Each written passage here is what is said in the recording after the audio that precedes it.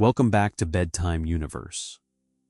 Beyond the familiar orbit of our planetary neighbors, in a region where the light of our sun fades into a cold and distant star, a paradox unfolds in the quiet dark. Out there, drifting through the boundless silence, is a fragile construction of aluminum and gold. It was built by human hands, yet it carries the echoed sounds of an entire world into the abyss. It is traveling at an astonishing distance of over 15 billion miles from the sun. As this mechanical envoy pushes deeper into the unknown, a profound scientific truth is revealed. Interstellar space is not an empty vacuum. Instead, it is an extraordinarily sparse environment of plasma, gas, magnetic fields, and cosmic dust. This realization raises a fundamental question about the boundaries of our cosmic neighborhood. What exactly happens when a physical structure finally pierces the magnetic bubble of its parent star and crosses over into the untamed currents of the Milky Way galaxy? Tonight, we trace the precise physical journey of the Voyager spacecraft as we unravel the astrophysical realities of planetary orbits and celestial mechanics. Let the immense scale of the cosmos quiet your mind. Settle in, allow the gentle hum of the universe to wash over you, and let the gravity of distant gas giants pull you into a deep rest. The story begins not in the dark of the void, but beneath the heavy atmosphere of a pale blue dot, where a machine was prepared to steal the momentum of worlds. To understand the trajectory of this unprecedented journey, we must first look at the mechanics of the solar system as a grand and silent clockwork. The celestial bodies that share our local neighborhood are bound by the invisible tether of the sun, moving in a continuous and predictable rhythm, dictated by the laws of orbital mechanics. The inner planets, composed of rock and metal, are caught in a swift dance around the stellar fire, completing their orbits in a matter of months or a few short years.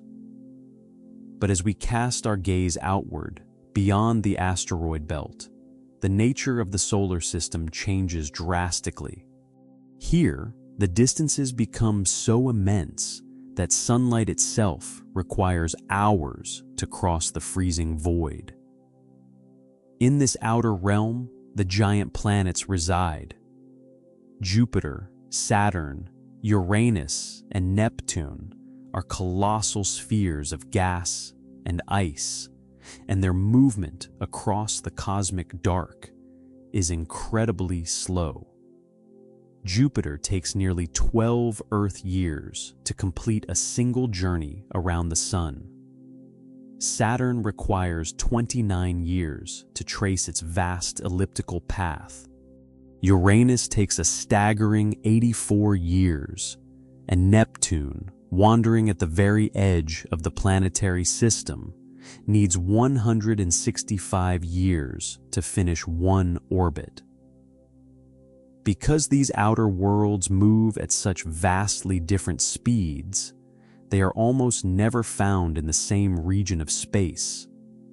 They are scattered across the orbital plane, isolated by millions of miles of emptiness.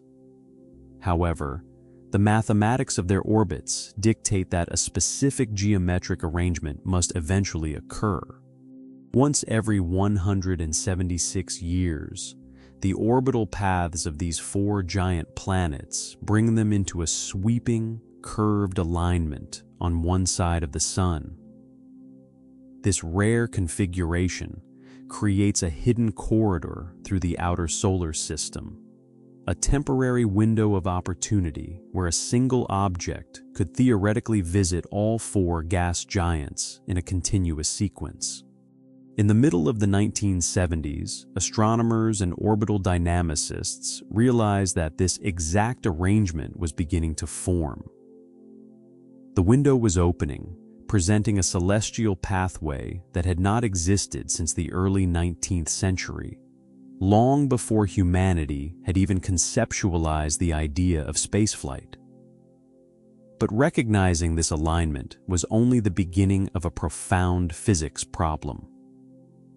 The distances involved in reaching the outer solar system are punishingly vast.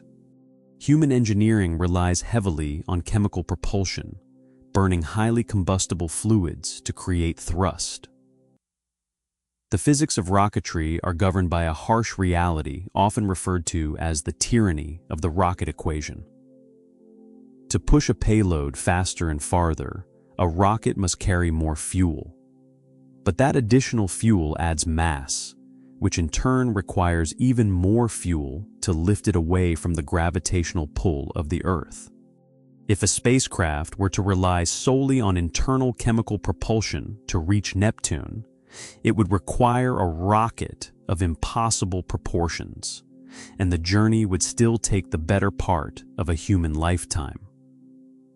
The mechanical Envoy would run out of energy long before it ever reached the shadows of the outer planets. To solve this problem of energy and mass, astrophysicists turned not to larger engines, but to the fundamental forces of the universe itself. They looked to gravity. The solution lay in a maneuver known in celestial mechanics as a gravity assist, or a gravitational slingshot. This is a maneuver of breathtaking elegance, relying on the precise exchange of momentum between a tiny artificial object and a massive planetary body. When a spacecraft approaches a planet, it is falling into that planet's gravitational well. You can imagine the gravity of a massive body like Jupiter as a deep, curved depression in the fabric of space. As the spacecraft enters this depression, it accelerates, drawn inward by the immense mass of the gas giant. If the spacecraft were to simply fall straight in, it would burn up in the atmosphere. But if the trajectory is calculated with absolute precision, the spacecraft approaches at a highly specific angle, entering what is known as a hyperbolic orbit. It falls toward the planet, accelerating rapidly, swings around the back of the massive sphere, and then climbs back out of the gravitational well. If the planet were stationary, the spacecraft would leave the gravitational well at the exact same speed it had when it entered, simply heading in a different direction. But planets are not stationary. They are hurtling through space, traveling in their own massive orbits around the Sun. Jupiter, for instance, is moving at a velocity of roughly 29,000 miles per hour relative to the Sun. When the spacecraft swings behind the moving planet, it is caught in the planet's gravitational wake. For a brief period, the spacecraft is dragged along by the planet's orbital motion. Through a complex interaction of kinetic energy and vector mathematics, the spacecraft steals a microscopic fraction of the planet's orbital momentum. This exchange is governed by the universal law of conservation of momentum. Energy cannot be created or destroyed, only transferred. In this cosmic interaction, the total momentum of the planet and the spacecraft remains constant. Because the mass of Jupiter is unfathomably large compared to the mass of the tiny spacecraft, the energy it loses is infinitesimally small. Jupiter loses an extraordinarily tiny amount of orbital energy and momentum in the encounter, an amount far too small to have any measurable effect on the planet's long-term orbit. It is an alteration completely imperceptible to the mechanics of the solar system. But for the spacecraft, which weighs less than a standard automobile, that exact same amount of transferred energy is transformative. The stolen momentum translates into a massive surge in velocity. the spacecraft is flung outward from the encounter, hurtling away from the planet far faster than when it approached. This maneuver is not merely a theoretical concept, but a deeply practical application of astrophysics. By carefully aiming the trajectory, navigators can use the gravity of one planet to hurl the spacecraft toward the next, entirely bypassing the need for massive internal fuel reserves. The alignment of the late 1970s meant that a spacecraft could ride the gravity of Jupiter to reach Saturn, use the gravity of Saturn to reach Uranus, and borrow momentum from Uranus to finally intercept Neptune. This cascading series of gravity assists reduced the travel time from Earth to Neptune from an impossible 40 years down to just 12. It was an act of stealing speed from the spinning architecture of the solar system itself. Executing this maneuver required a level of mathematical precision that was pushing the limits of computation at the time. The celestial bodies are constantly in motion, and the gravitational fields are complex and overlapping. A miscalculation of a fraction of a degree or a slight error in approach velocity during the Jupiter encounter would magnify exponentially over the millions of miles of empty space that followed. It would result in the spacecraft missing Saturn entirely, drifting off course into the barren void. Every variable had to be accounted for, from the subtle gravitational perturbations of undiscovered moons to the pressure of sunlight pushing against the metallic frame of the spacecraft. The engineers were essentially threading a microscopic needle cast across billions of miles of moving emptiness, using the invisible curves of gravity as their guide. When the Voyager spacecraft finally broke free from the Earth's atmosphere, they were not just propelled by burning hydrogen and oxygen. They were mathematically destined to ride the mechanics of the solar system. As they left the warmth of our local star behind, they became participants in a grand gravitational ballet. They coasted through the relative emptiness of the asteroid belt, maintaining a quiet vigilance, their trajectories perfectly aligned to intersect with the largest gravitational wells our solar system had to offer. The journey into the deep cold had begun, completely reliant on the ancient, silent pull of massive worlds waiting in the dark.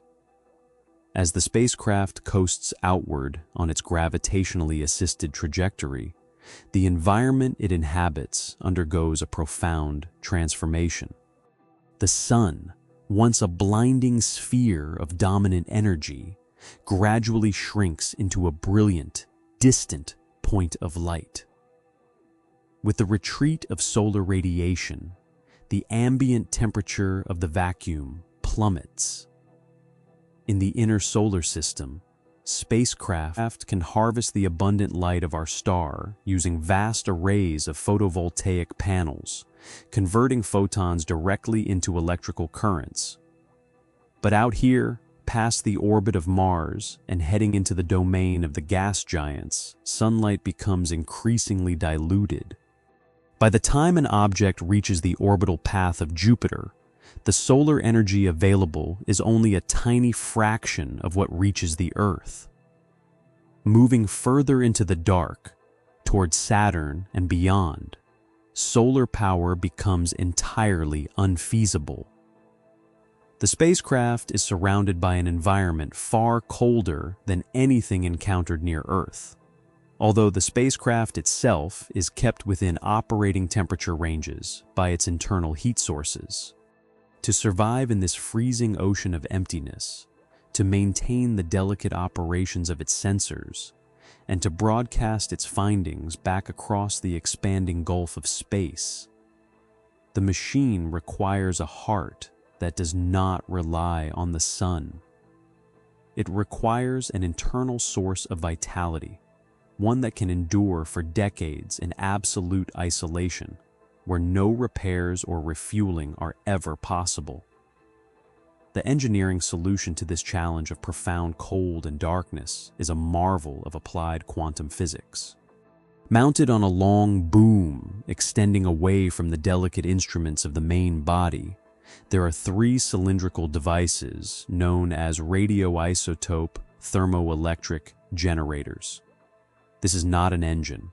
It does not burn chemical propellants. It does not intake matter, and it produces no exhaust. It is a completely sealed system, operating in total silence. Within the core of this cylinder lies the lifeblood of the mission. It is a heavy synthetic element, a radioactive isotope known as plutonium-238. This substance does not exist naturally in any significant quantity on our planet. It was forged in the controlled environments of scientific reactors, transmuted from lighter elements through complex processes of atomic interactions. Inside the generator, the plutonium is shaped into ceramic spheres, encased in multiple layers of iridium and graphite to ensure its absolute containment, even under the most extreme conditions imaginable. To understand how this silent cylinder powers a journey across the solar system, we must look away from the vastness of space and peer into the microscopic realm of the atomic nucleus. The nucleus of a plutonium-238 atom is massively overcrowded. It contains 94 protons and 144 neutrons, all bound tightly together by the strong nuclear force. But this arrangement is inherently unstable. The electromagnetic repulsion between the positively charged protons constantly fights against the binding energy holding the nucleus together.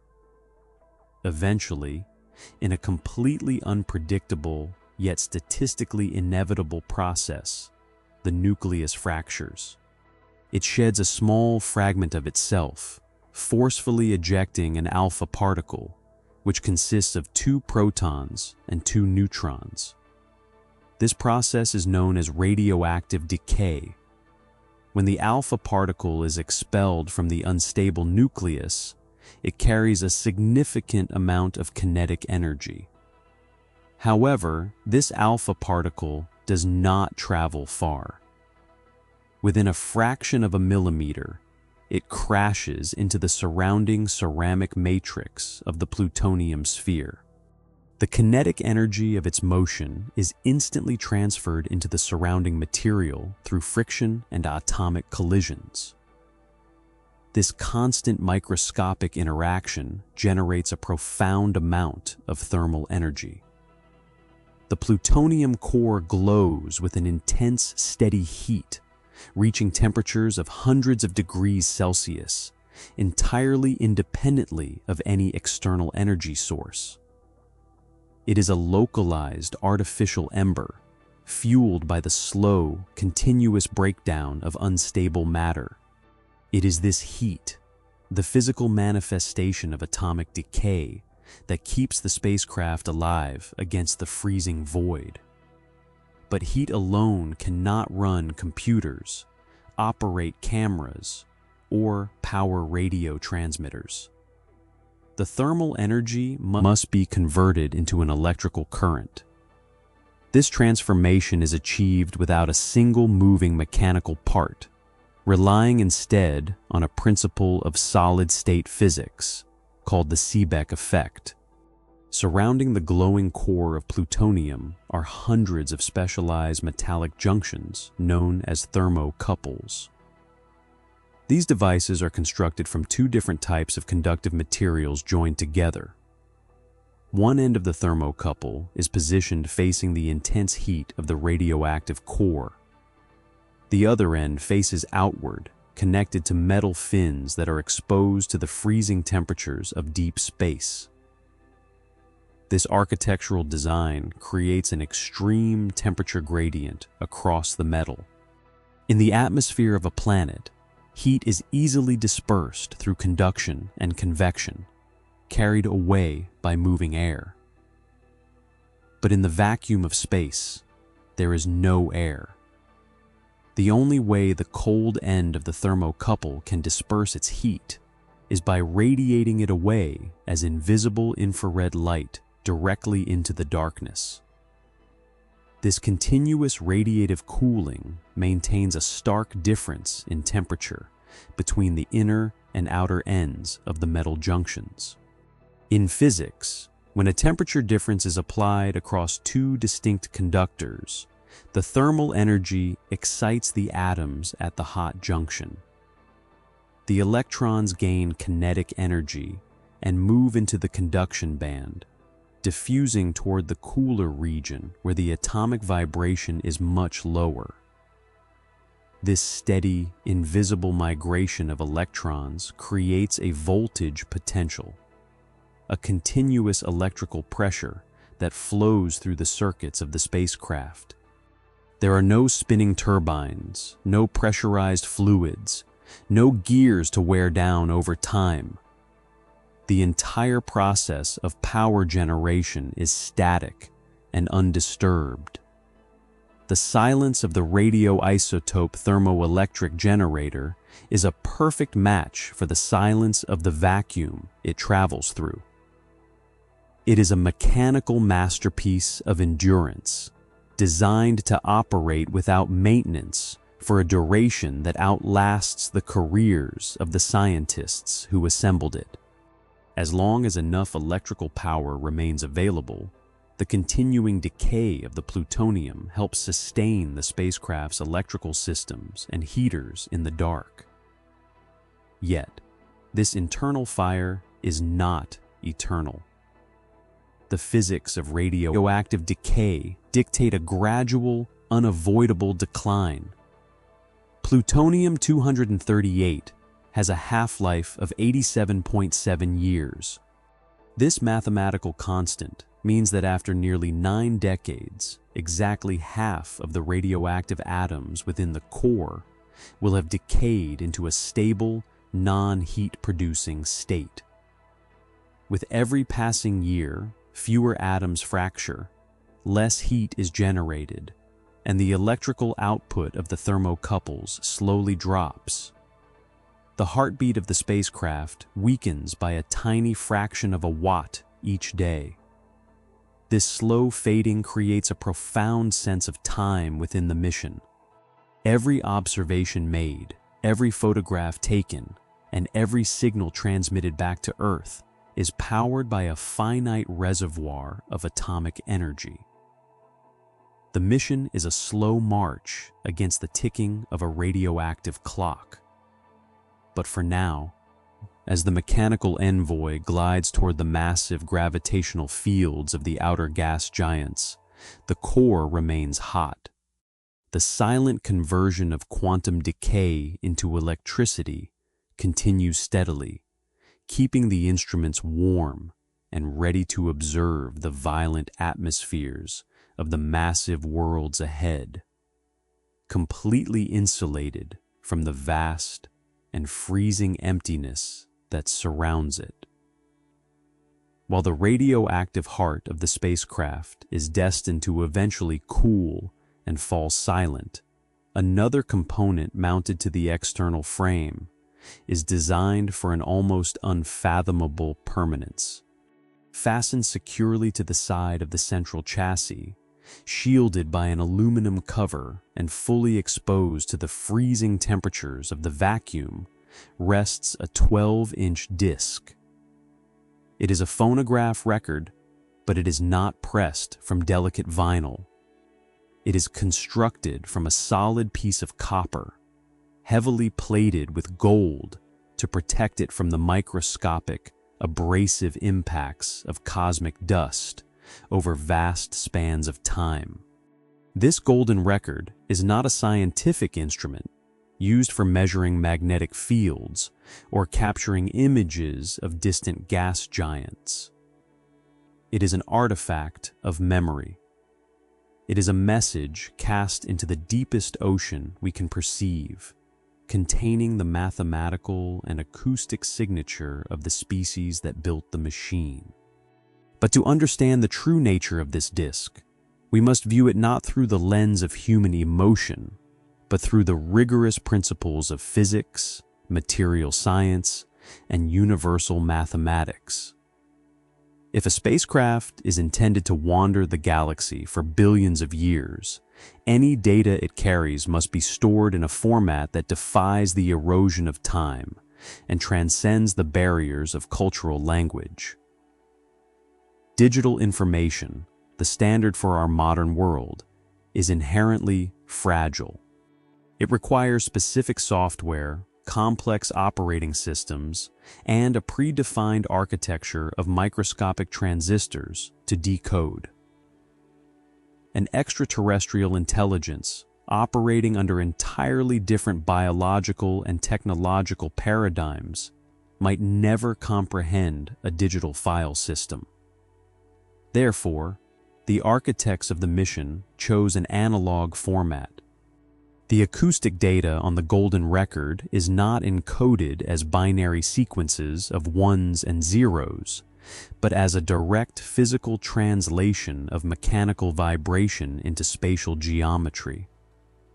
The grooves etched into the gold surface are a microscopic, spiraling canyon. The walls of this canyon fluctuate in width and depth, representing the exact physical shape of sound waves as they moved through the atmosphere of Earth. It is a topographical map of air pressure, the sound of ocean waves, the shifting of tectonic plates, the electrical discharge of lightning, and the varied frequencies of human speech are permanently locked into the physical variations of the metal. To extract the sound, one only needs to construct a stylus, place it in the groove, and rotate the disc at a steady speed. As the stylus traces the microscopic valleys and ridges, it vibrates, and those vibrations can be mathematically converted back into electromagnetic signals and acoustic resonance. It is a technology of profound mechanical simplicity, ensuring that the echoes of a pale blue dot remain physically tangible long after the oceans that created them have boiled away. Yet, a physical record is useless without instructions for its operation.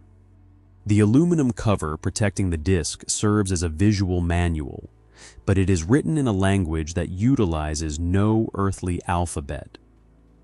How do you explain the concepts of time, distance, and rotational speed to a mind that has never seen a human clock or measured a human centimeter?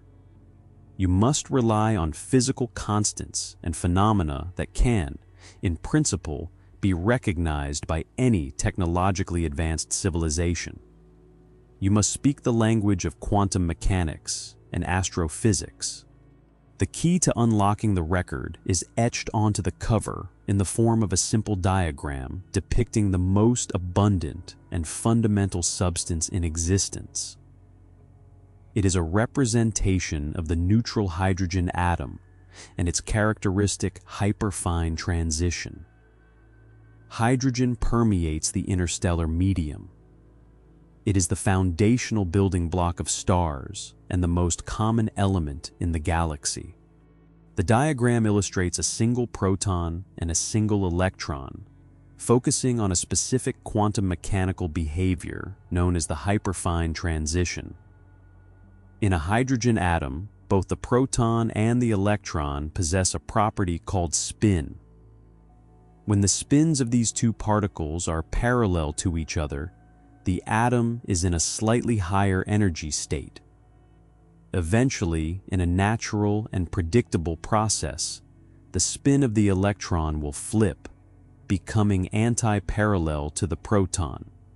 As it drops to this lower energy state, the atom releases a photon, a tiny packet of electromagnetic energy. Physics dictates that this photon is always emitted at a highly specific wavelength of precisely 21 centimeters. The frequency of this emission is exactly 1,420 million cycles per second. By engraving this universal constant onto the cover, the creators of the record established a fundamental baseline. The time it takes for one cycle of this hydrogen frequency to occur becomes the standard unit of time. The 21 centimeter wavelength becomes the standard unit of measurement. Using binary code, represented by simple vertical and horizontal lines, the cover instructs any finder on exactly how fast to spin the record, expressing the rotational speed in multiples of the hydrogen time unit. It is a masterclass in cosmic communication, using the immutable laws of atomic physics to build a bridge of understanding across the void. But the golden record provides more than just instructions for playback. It provides an astronomical address. The Sun is an ordinary star, indistinguishable from the hundreds of billions of other stars swirling within the Milky Way galaxy. To simply say that we come from the solar system is meaningless without a galactic map. To provide this map, the designers utilized the most precise timekeepers in the universe. They mapped our location relative to 14 specific pulsars. Pulsars are the ultra-dense, collapsed cores of dead, massive stars. They are neutron stars that spin at terrifying speeds, sweeping powerful beams of electromagnetic radiation across the galaxy like cosmic lighthouses. Each pulsar rotates at a unique, mathematically precise frequency, some flashing dozens of times per second. The map etched on the cover displays 14 lines radiating outward from a central point, which represents our Sun. The length of each line corresponds to the relative distance from the Sun to a specific pulsar. Along each line, a sequence of binary markings defines the exact pulse rate of that specific neutron star at the time the spacecraft was launched. Because the rotation of a pulsar slows down at a predictable rate over millions of years, an advanced civilization could analyze the current pulse rate of these 14 dead stars. Compare it to the binary numbers etched on the copper plate and calculate exactly how long ago the spacecraft began its journey. By triangulating the distances and cross-referencing the frequencies, they could pinpoint the exact origin of the machine within the immense spiral arms of the galaxy. This artifact is a profound testament to the power of scientific reasoning. It does not beg for attention, nor does it rely on the subjective interpretations of art or philosophy. It relies on the cold, undeniable realities of atomic transitions, orbital mechanics, and the decay of stellar remnants. As the spacecraft glides silently into the outer dark, the golden record waits. It is a silent witness, carrying the mathematical coordinates of our existence and the physical impressions of our atmosphere, ready to survive the lifespan of the Sun itself, drifting through a murmuring ocean of plasma until gravity pulls it toward an unknown shore. As the spacecraft continues its long, silent drift through the outer dark, the gravitational topography of space begins to slope downward once again. For months, the primary force acting upon the probe has been the faint, fading pull of the distant Sun. But now, an entirely new center of mass dominates the geometry of the vacuum. Jupiter. This is not merely a planet, it is a gas giant, a colossal sphere of hydrogen and helium that possesses more than twice the mass of all the other planets in the solar system combined. As the mechanical Envoy falls deeper into this massive gravitational well, its velocity steadily increases. The quiet coasting through the asteroid belt gives way to a rapid, mathematically precise descent toward an environment that challenges our fundamental understanding of planetary structure. In the optical sensors of the spacecraft, a pale dot slowly expands into a massive banded sphere, filling the visual field with a mesmerizing display of atmospheric physics. To understand the nature of this giant world is to abandon the comforting concept of solid ground. There are no continents here, no oceans of liquid water, and no rocky crust to anchor the atmosphere. The planet is an unfathomably deep ocean of gas, a fluid dynamic engine operating on a staggering planetary scale. The visible surface that the spacecraft observes is actually just the uppermost canopy of a turbulent cloud deck, composed primarily of ammonia ice crystals that freeze in the upper atmosphere. Below this frigid exterior lies a complex, thick layering of ammonium hydrosulfide and deep water vapor, all subjected to crushing pressures and intense internal heat. This heat does not come from the distant, diluted rays of the sun. It is generated by the slow, continuous gravitational contraction of the planet itself, a vast reserve of thermal energy left over from its chaotic formation billions of years ago. This internal furnace drives massive convective currents, pushing colossal columns of warm gas upward into the cold upper atmosphere, where they cool, condense, and sink back down into the crushing depths. If this massive sphere of gas were stationary, this convective rolling would simply create a uniform, featureless haze. But Jupiter is rotating with astonishing speed. Despite its immense circumference, the gas giant completes a full rotation on its axis in less than 10 hours. This rapid spinning generates a profound Coriolis force, a physical phenomenon that fundamentally alters the behavior of moving fluids on a rotating body. As the internal gas rises toward the surface, the Coriolis effect deflects its path, shearing the convection cells into massive horizontal bands that wrap entirely around the circumference of the planet. These atmospheric bands are divided into lighter zones of upwelling gas and darker belts of sinking material.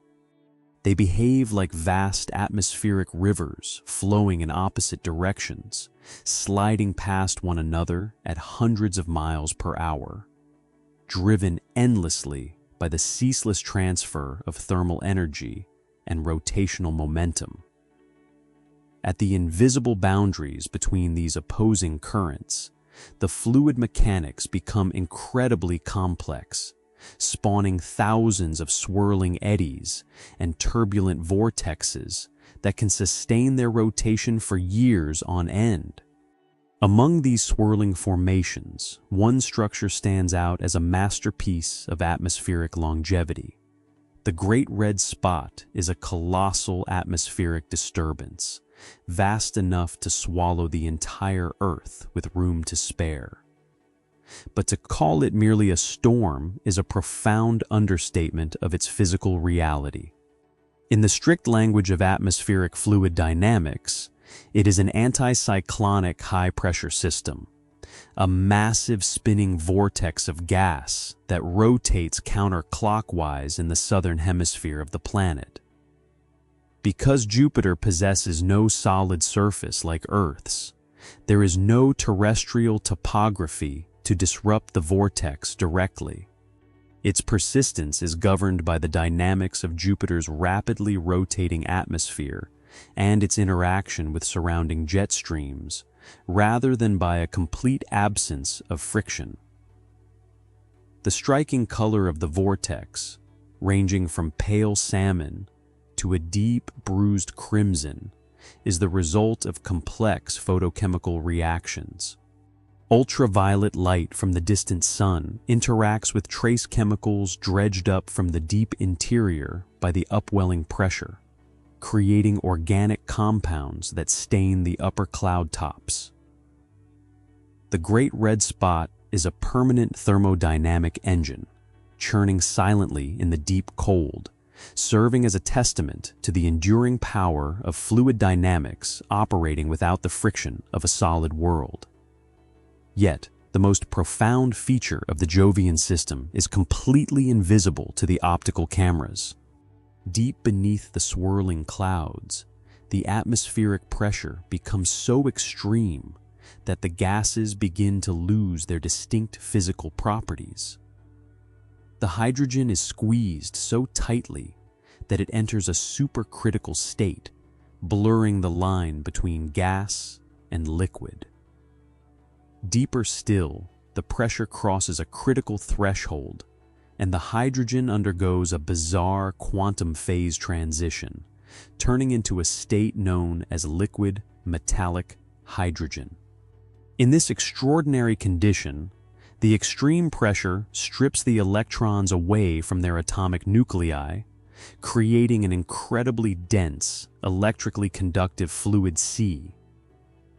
The rapid 10-hour rotation of the planet churns this metallic ocean, acting as an immense dynamo that generates a planetary magnetic field of incomprehensible proportions. This magnetic shield extends for millions of miles into the vacuum of space, creating a massive cavity in the solar wind known as a magnetosphere. Long before the spacecraft reaches the swirling clouds, it crosses the invisible boundary of the bow shock, entering an environment of extreme electromagnetic intensity. The immense magnetic field acts as a trap, capturing vast quantities of ionized gas and charged particles, accelerating them along the magnetic field lines to velocities approaching the speed of light. These highly energetic electrons and protons form sweeping, invisible radiation belts that surround the planet in a continuous, high-speed flow. As the spacecraft plunges through these belts, its aluminum hull and delicate circuits experience a relentless interaction with this ionized plasma. It is a harsh environment, governed by subatomic collisions and intense magnetic forces, entirely unsuited for the delicate chemistry of organic life. But the mechanical Envoy was designed for this exact encounter. The heavily shielded electronics absorb the energetic impacts without faltering, while specialized plasma wave sensors reach out into the invisible currents. These instruments record the fluctuating interactions of the ionized gas, translating the silent electromagnetic chaos of the Jovian magnetosphere into a series of haunting, sweeping acoustic frequencies. It is the sound of a planet breathing in radio waves. The spacecraft navigates this invisible ocean of radiation with absolute mathematical precision, falling deep into the gravitational well of the gas giant. Not to stay, but to steal the exact amount of orbital momentum required to fling itself back out into the dark, forever altered by the immense physics of the largest world in our solar neighborhood.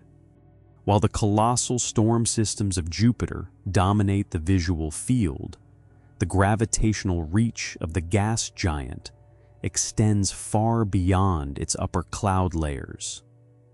It commands a sprawling satellite system, a miniature solar system in its own right, composed of dozens of captured asteroids and ancient, icy worlds. As the spacecraft threads its way through this complex orbital architecture, it observes a delicate and violent mechanical balance. The four largest moons, discovered centuries ago through the primitive lenses of early telescopes, are locked in a relentless gravitational dance with their parent planet. They do not merely orbit quietly in the dark.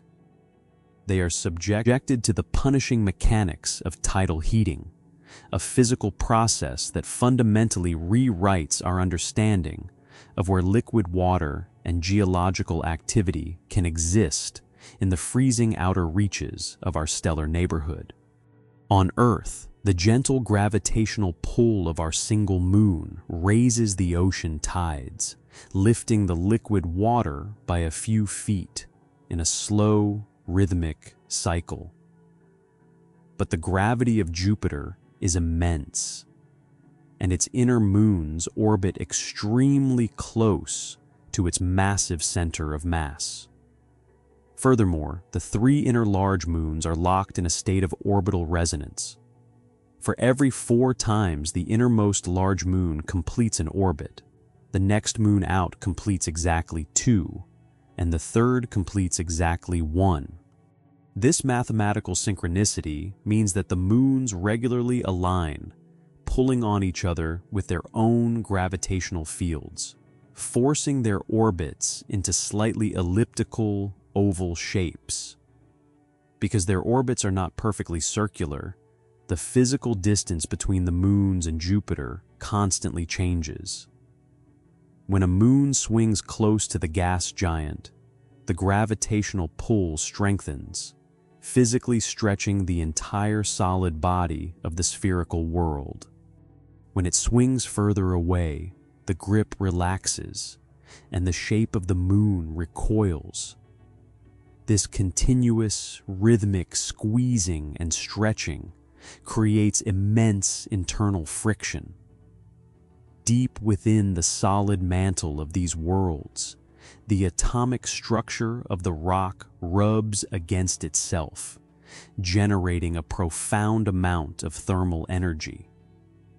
It is an internal fire lit not by radioactive decay or solar radiation, but by the sheer mechanical force of gravity. The most extreme victim of this gravitational torture is the innermost of the large moons, a world named Io. Because it is closest to Jupiter, the tidal forces it experiences are staggering. The solid ground of Io heaves and falls by hundreds of feet with every single orbit. This catastrophic internal friction generates so much heat that the solid rock beneath the crust completely melts, forming extensive regions of partially molten and molten rock beneath its crust. As the spacecraft turns its optical sensors toward this tormented moon, it does not see a dead, cratered rock. It observes the most geologically active body in the entire solar system. Massive volcanoes rupture the thin crust, violently expelling plumes of molten silicate and sulfur dioxide gas hundreds of miles into the vacuum of space. Because there is no atmospheric pressure to hold the gas in place, these plumes expand rapidly in an umbrella shape before freezing instantly in the deep cold, raining back down as a toxic, colorful snow. The surface of Io is constantly repaved by this unending volcanic output, painted in vivid shades of yellow, red, orange, and black sulfur compounds. It is a world turning itself inside out, driven entirely by the mechanical energy stolen from its orbital momentum. Moving just one step further outward in the Jovian system, the gravitational friction lessens, but the results become even more profoundly intriguing. Here orbits Europa, a moon slightly smaller than our own. From a distance, it appears as a smooth, bright sphere covered in a blindingly reflective shell of water ice. The surface is crisscrossed by thousands of dark, intersecting fractures, resembling a shattered eggshell floating in the void. Because Europa is further from Jupiter, the tidal heating is not intense enough to melt the silicate rock of its mantle into liquid magma. However, the internal friction is more than sufficient to melt the inner layers of its thick ice crust. Planetary scientists, observing the magnetic signature and the precise orbital movement of the Moon, have deduced a startling physical reality. Beneath a frozen outer shell that may be 10 to 15 miles thick, Europa harbors a global ocean of liquid, salty water. This hidden ocean is vast, estimated to contain more liquid water than all the oceans of Earth combined. The existence of a liquid ocean so far from the warmth of the sun challenges the very foundations of planetary science. The water here is not kept liquid by starlight, but by the silent, invisible kneading of Jupiter's gravity. The environment beneath the ice is a realm of absolute darkness, subject to crushing pressures. It is an ocean completely sealed off from the vacuum of space, protected by a frozen shield that has endured for billions of years. This realization forces a profound and difficult question about the nature of biological evolution. On our own planet, the deep oceans are teeming with complex biology, sustained by hydrothermal vents that release chemical energy from the mantle into the dark water. If Europa possesses a rocky ocean floor, the same tidal forces that melt the ice might also power similar volcanic vents, creating a chemical soup rich in the fundamental building blocks necessary for organic chemistry. Yet, the leap from a habitable environment to an inhabited one is vast and highly uncertain. The presence of liquid water and a source of chemical energy does not guarantee the spontaneous organization of matter into self-replicating biology. Science requires a rigorous distinction between an intriguing hypothesis and an established reality. We cannot state with certainty that any form of biological mechanics operates in the pitch-black waters of Europa. We can only acknowledge the existence of the thermodynamic ingredients suspended in an ocean heated by orbital mechanics. The spacecraft cannot drill through the miles of hard ice. It can only measure the magnetic currents and photograph the fractured surface as it flies past at tens of thousands of miles per hour. The mystery of the dark ocean remains perfectly preserved behind a wall of ancient frost. The mechanical Envoy records this profound uncertainty, capturing the faint radiation signatures and the silent choreography of the Galilean moons. It then utilizes the immense gravity of Jupiter one final time, trading altitude for velocity, falling around the gas giant in a perfect hyperbolic curve, and accelerating powerfully to fling itself deeper into the night, bound for the cold, ringed architecture of Saturn. Leaving the immense gravitational well of Jupiter behind, the spacecraft enters a new, prolonged phase of silence. The distance between the largest planet and its ringed neighbor is profound, spanning hundreds of millions of miles of deep, undisturbed vacuum. For years, the mechanical Envoy simply coasts through the dark, propelled by the momentum stolen from the Jovian system. During this long transit, the sun recedes even further, shrinking into a brilliant, cold diamond against the black tapestry of the Milky Way. The surrounding environment becomes increasingly cold as sunlight weakens, although the temperature of empty space is not a simple single quantity, and the spacecraft itself is kept within operating temperatures by its onboard systems. Yet, Deep within the chassis of the probe, the steady atomic decay of the plutonium core continues to generate a gentle, life-sustaining heat, keeping the optical sensors and the transmission antennas functional as a pale, golden sphere slowly begins to resolve in the distance.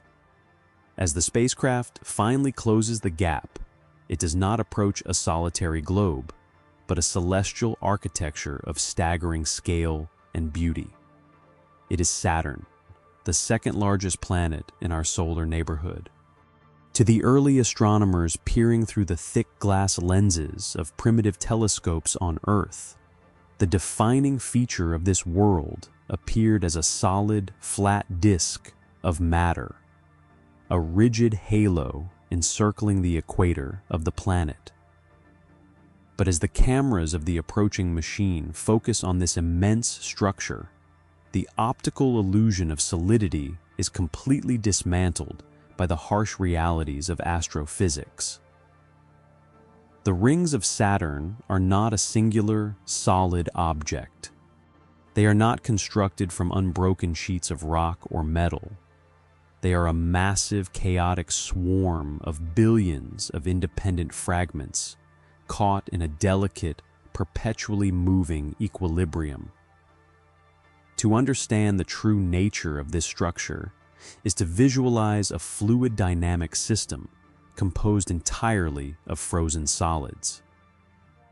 The vast majority of the ring material is made of almost pure water ice.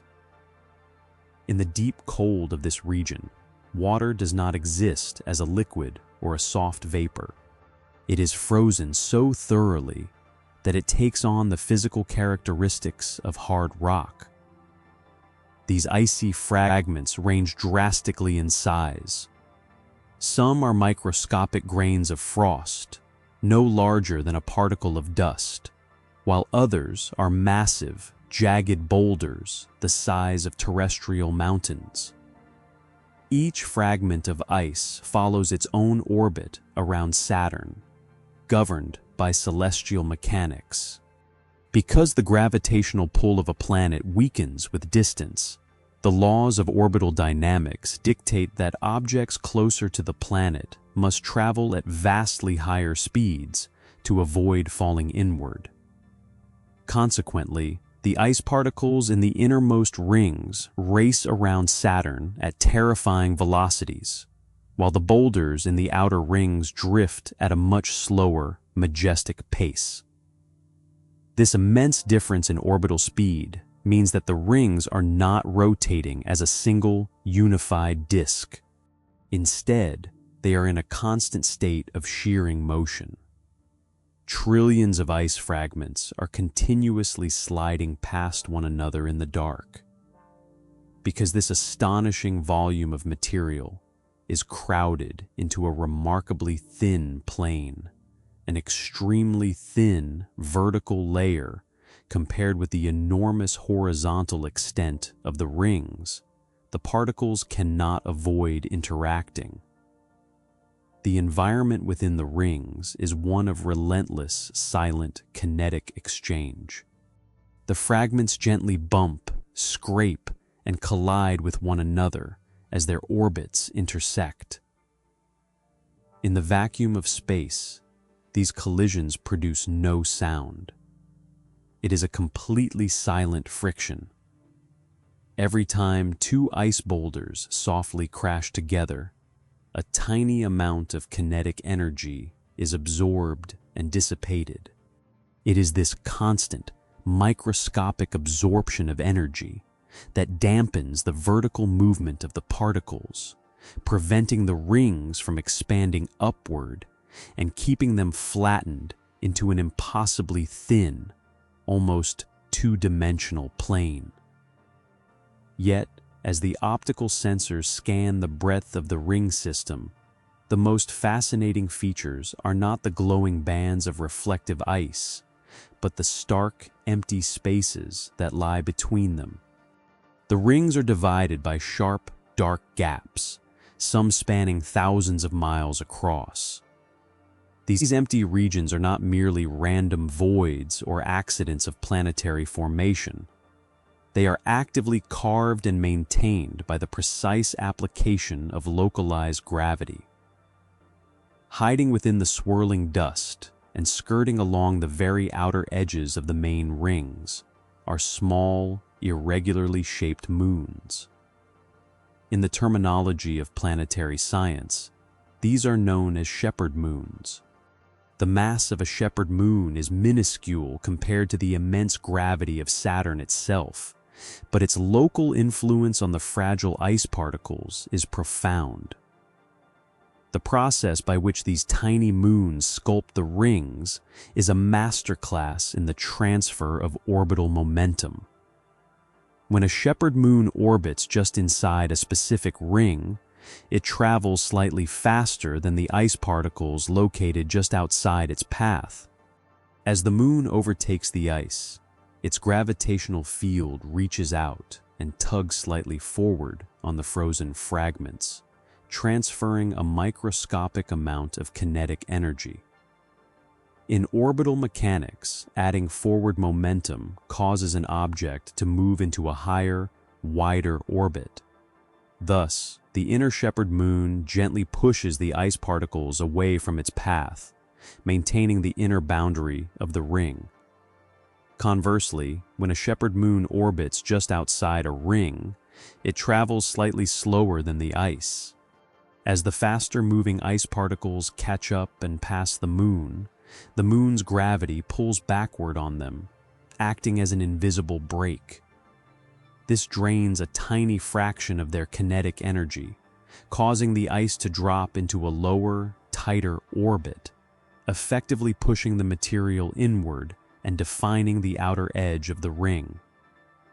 When two shepherd moons orbit on either side of a narrow band of ice, they act as an invisible gravitational corridor.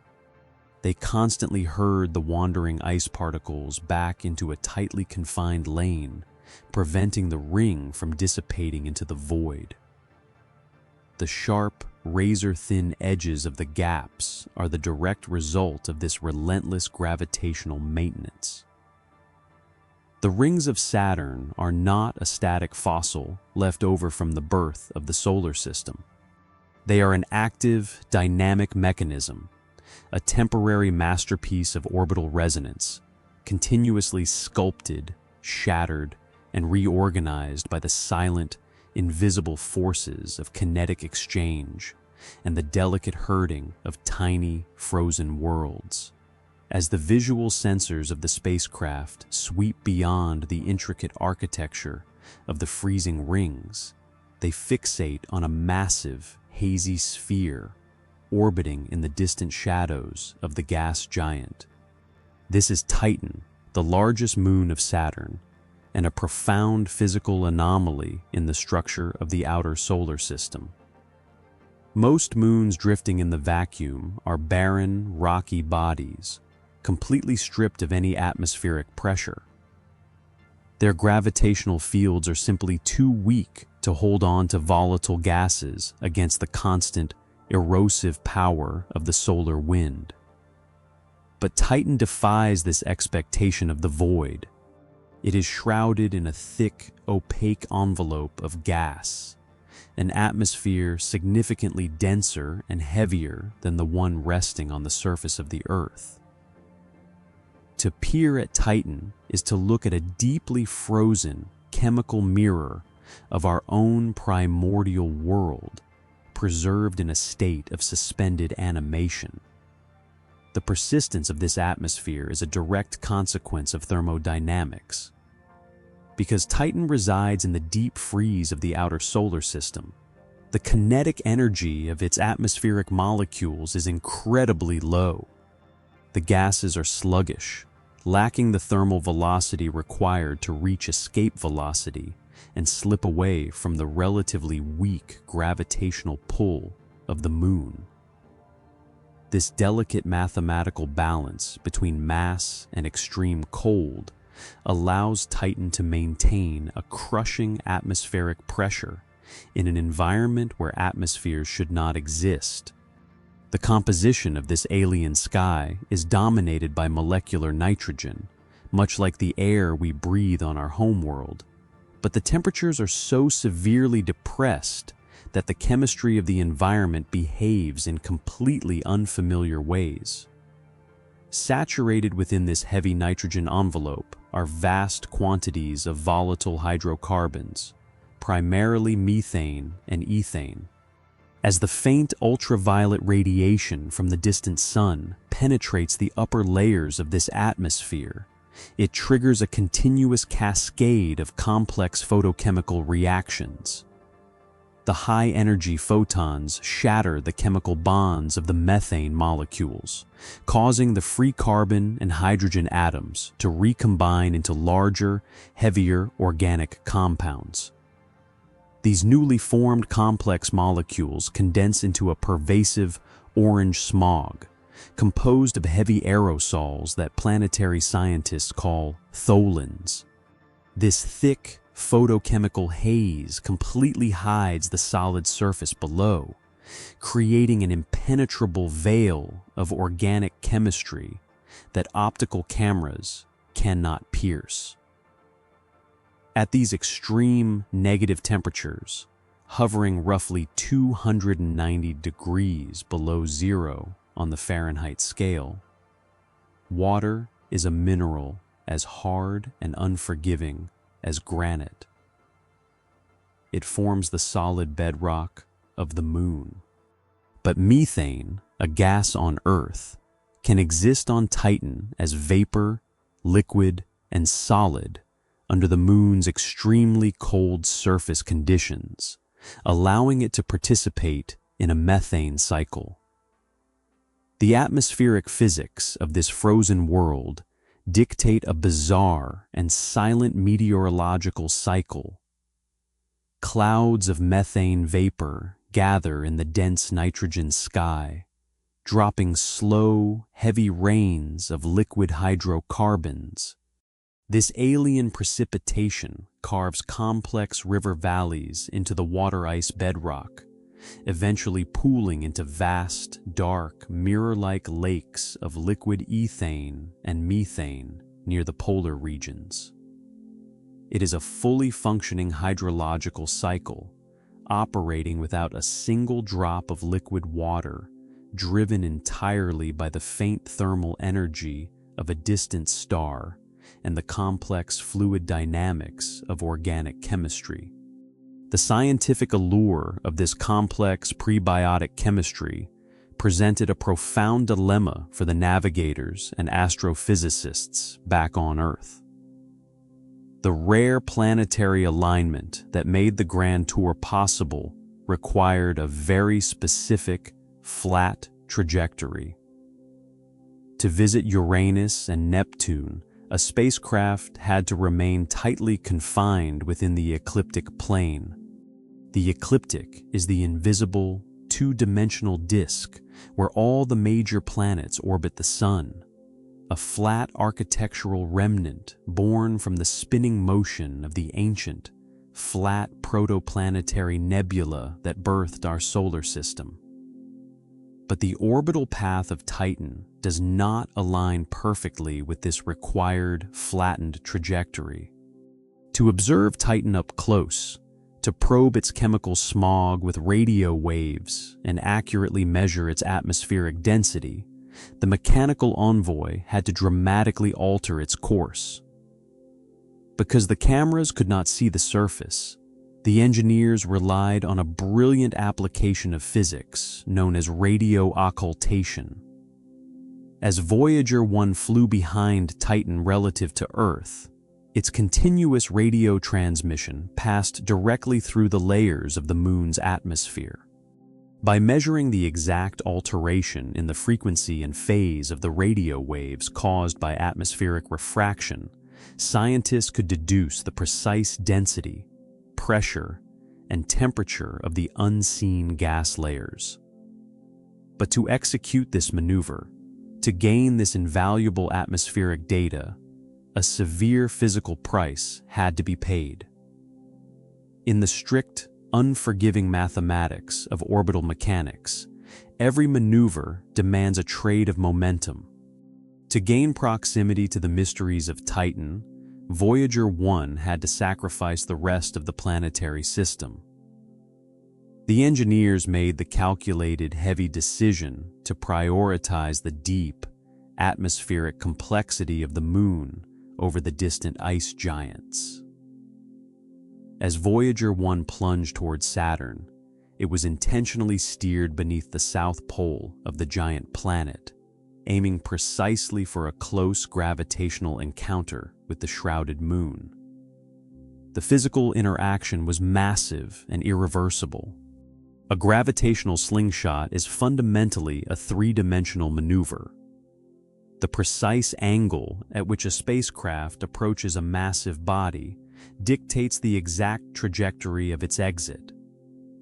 By diving under the southern hemisphere of Saturn and skimming the edge of Titan, the spacecraft engaged in a final, dramatic exchange of momentum.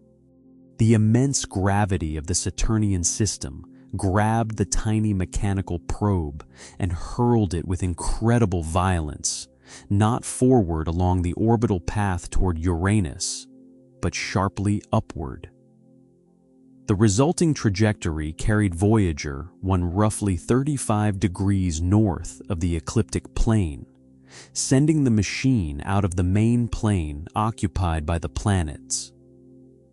The two-dimensional flatland of the solar system, the predictable, crowded disk where all the major worlds reside, was left behind forever.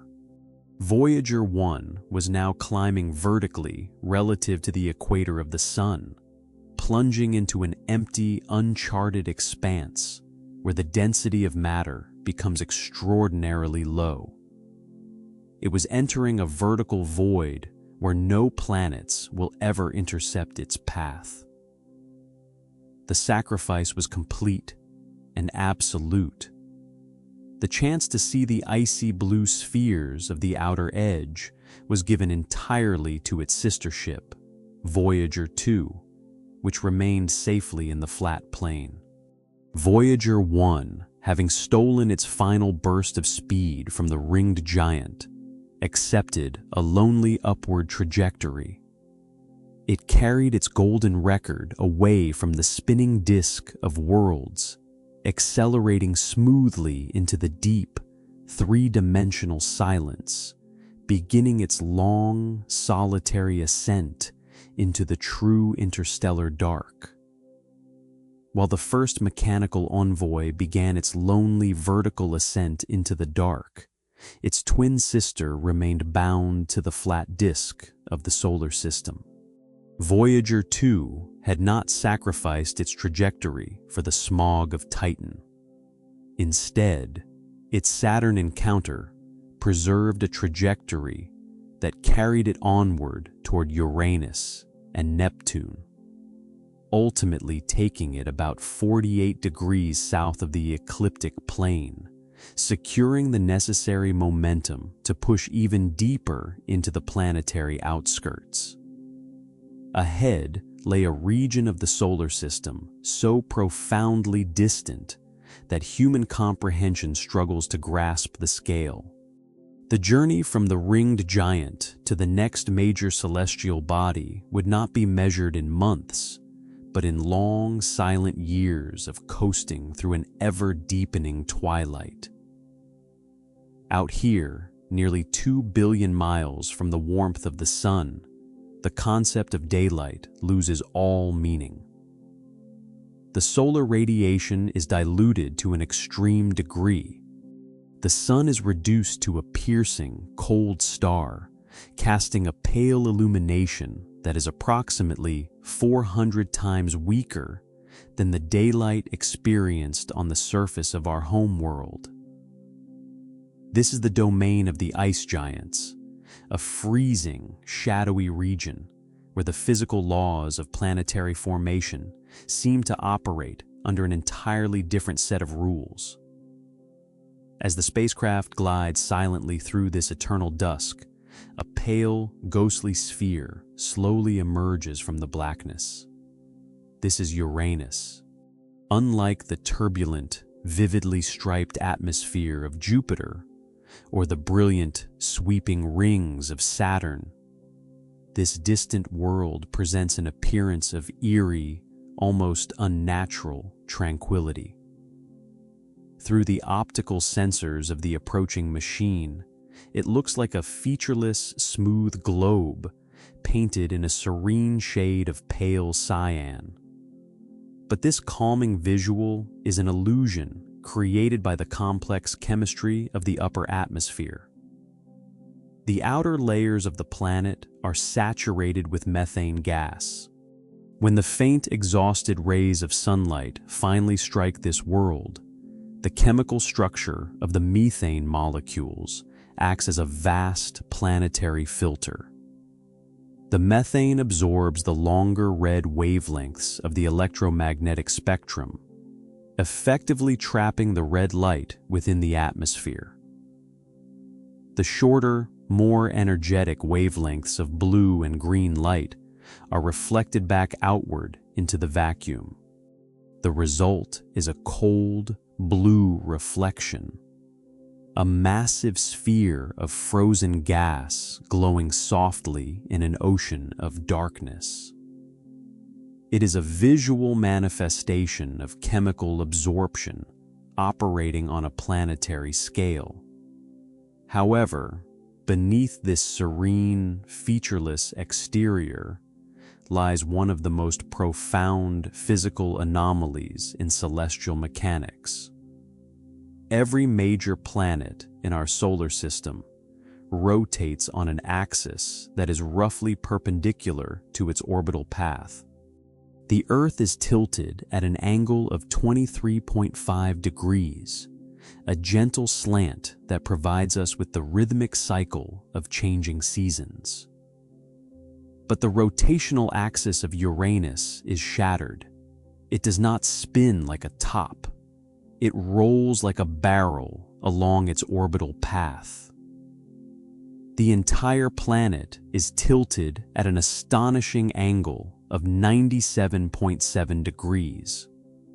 The equator runs vertically, and the poles point directly along the plane of the solar system. To understand how a celestial body of this immense mass could be pushed completely onto its side is to confront the monumental kinetic forces of the early solar system. Planetary dynamicists hypothesize that billions of years ago, during the chaotic, formative epoch of our stellar neighborhood, a catastrophic physical interaction occurred. A massive protoplanet, an object composed of rock and ice roughly the size of the Earth, was thrown off its stable orbit. This rogue world careened through the outer dark and struck the young Uranus in a colossal, off-center collision. The physics of such an impact defy imagination. The kinetic energy transferred in that fraction of a second was so immense that it permanently altered the angular momentum of the gas giant. The massive transfer of force knocked the world entirely onto its side, permanently reorienting its spin before the impactor itself was destroyed or absorbed into the icy depths. The consequences of this primordial event dictate the extreme thermal behavior of the planet today. Because Uranus takes 84 Earth years to complete a single orbit around the Sun, its extreme tilt creates a seasonal cycle of punishing isolation. For 42 consecutive years, one pole of the planet is pointed directly toward the faint sun, bathed in a continuous cold daylight, while the entire other half of the sphere is plunged into an absolute, freezing darkness that lasts for over 4 decades. The spacecraft, arriving during the height of the southern summer, observed a world where the thermal distribution is completely skewed by its broken axis. Yet, as the magnetic sensors of the probe reached out to map the unseen electromagnetic environment of the ice giant, they uncovered an even deeper structural mystery. The magnetic field of the Earth, much like that of Jupiter and Saturn, is generated by a dynamo effect deep within the core, and its magnetic poles align relatively closely with the physical axis of rotation. The magnetic field of a planet is a direct reflection of its internal architecture, but the magnetic field of Uranus is deeply chaotic. It is not anchored to the physical poles. It is tilted away from the axis of rotation by a staggering 59 degrees. Furthermore, the source of this magnetic field does not originate from the geometric center of the planet. It is severely offset, generated roughly 1/3 of the way toward the surface. This bizarre magnetic topography suggests that the internal structure of Uranus is fundamentally different from the gas giants closer to the Sun. The dynamo effect here is not driven by a deep, spinning core of liquid metallic hydrogen. Instead, astrophysicists believe the magnetic field is generated by a shallower, highly pressurized layer of electrically conductive fluids. Deep beneath the blue methane clouds, the pressure and temperature reach a state where water, ammonia, and methane form a dense supersonic slush. This electrically charged ocean is not a liquid in the traditional sense. Under the crushing pressure of the deep mantle, hundreds of thousands of times greater than the atmospheric pressure at sea level on Earth, water enters a bizarre quantum phase. The oxygen atoms lock together in a rigid, crystalline lattice, much like a solid block of ice, while the hydrogen atoms are stripped of their electrons and flow freely through the oxygen grid like a liquid metal. It is a substance that is simultaneously solid and fluid, a highly conductive medium churning under the weight of the atmosphere. The strange rotational forces of the tilted planet agitate this supersonic mantle, creating localized electrical currents that generate a complex, unstable magnetic field tumbling through the vacuum in an eccentric, off-center dance. Adding to the mystery is the profound lack of internal thermal energy. Jupiter and Saturn emit significantly more heat into space than they receive from the Sun, driven by the slow, continuous gravitational contraction of their massive bodies. But Uranus is almost completely silent in the infrared spectrum. It radiates virtually no excess internal heat. It possesses the coldest planetary atmosphere in the solar system, with temperatures plunging to -371 degrees Fahrenheit. The planet appears thermodynamically locked, its internal heat either trapped deep within by a stable, non-convective layer of atmosphere, or permanently bled away during the monumental collision that shattered its axis. The mechanical Envoy sailed quietly through this cold blue anomaly, recording the chaotic magnetic fluctuations and the freezing, featureless clouds.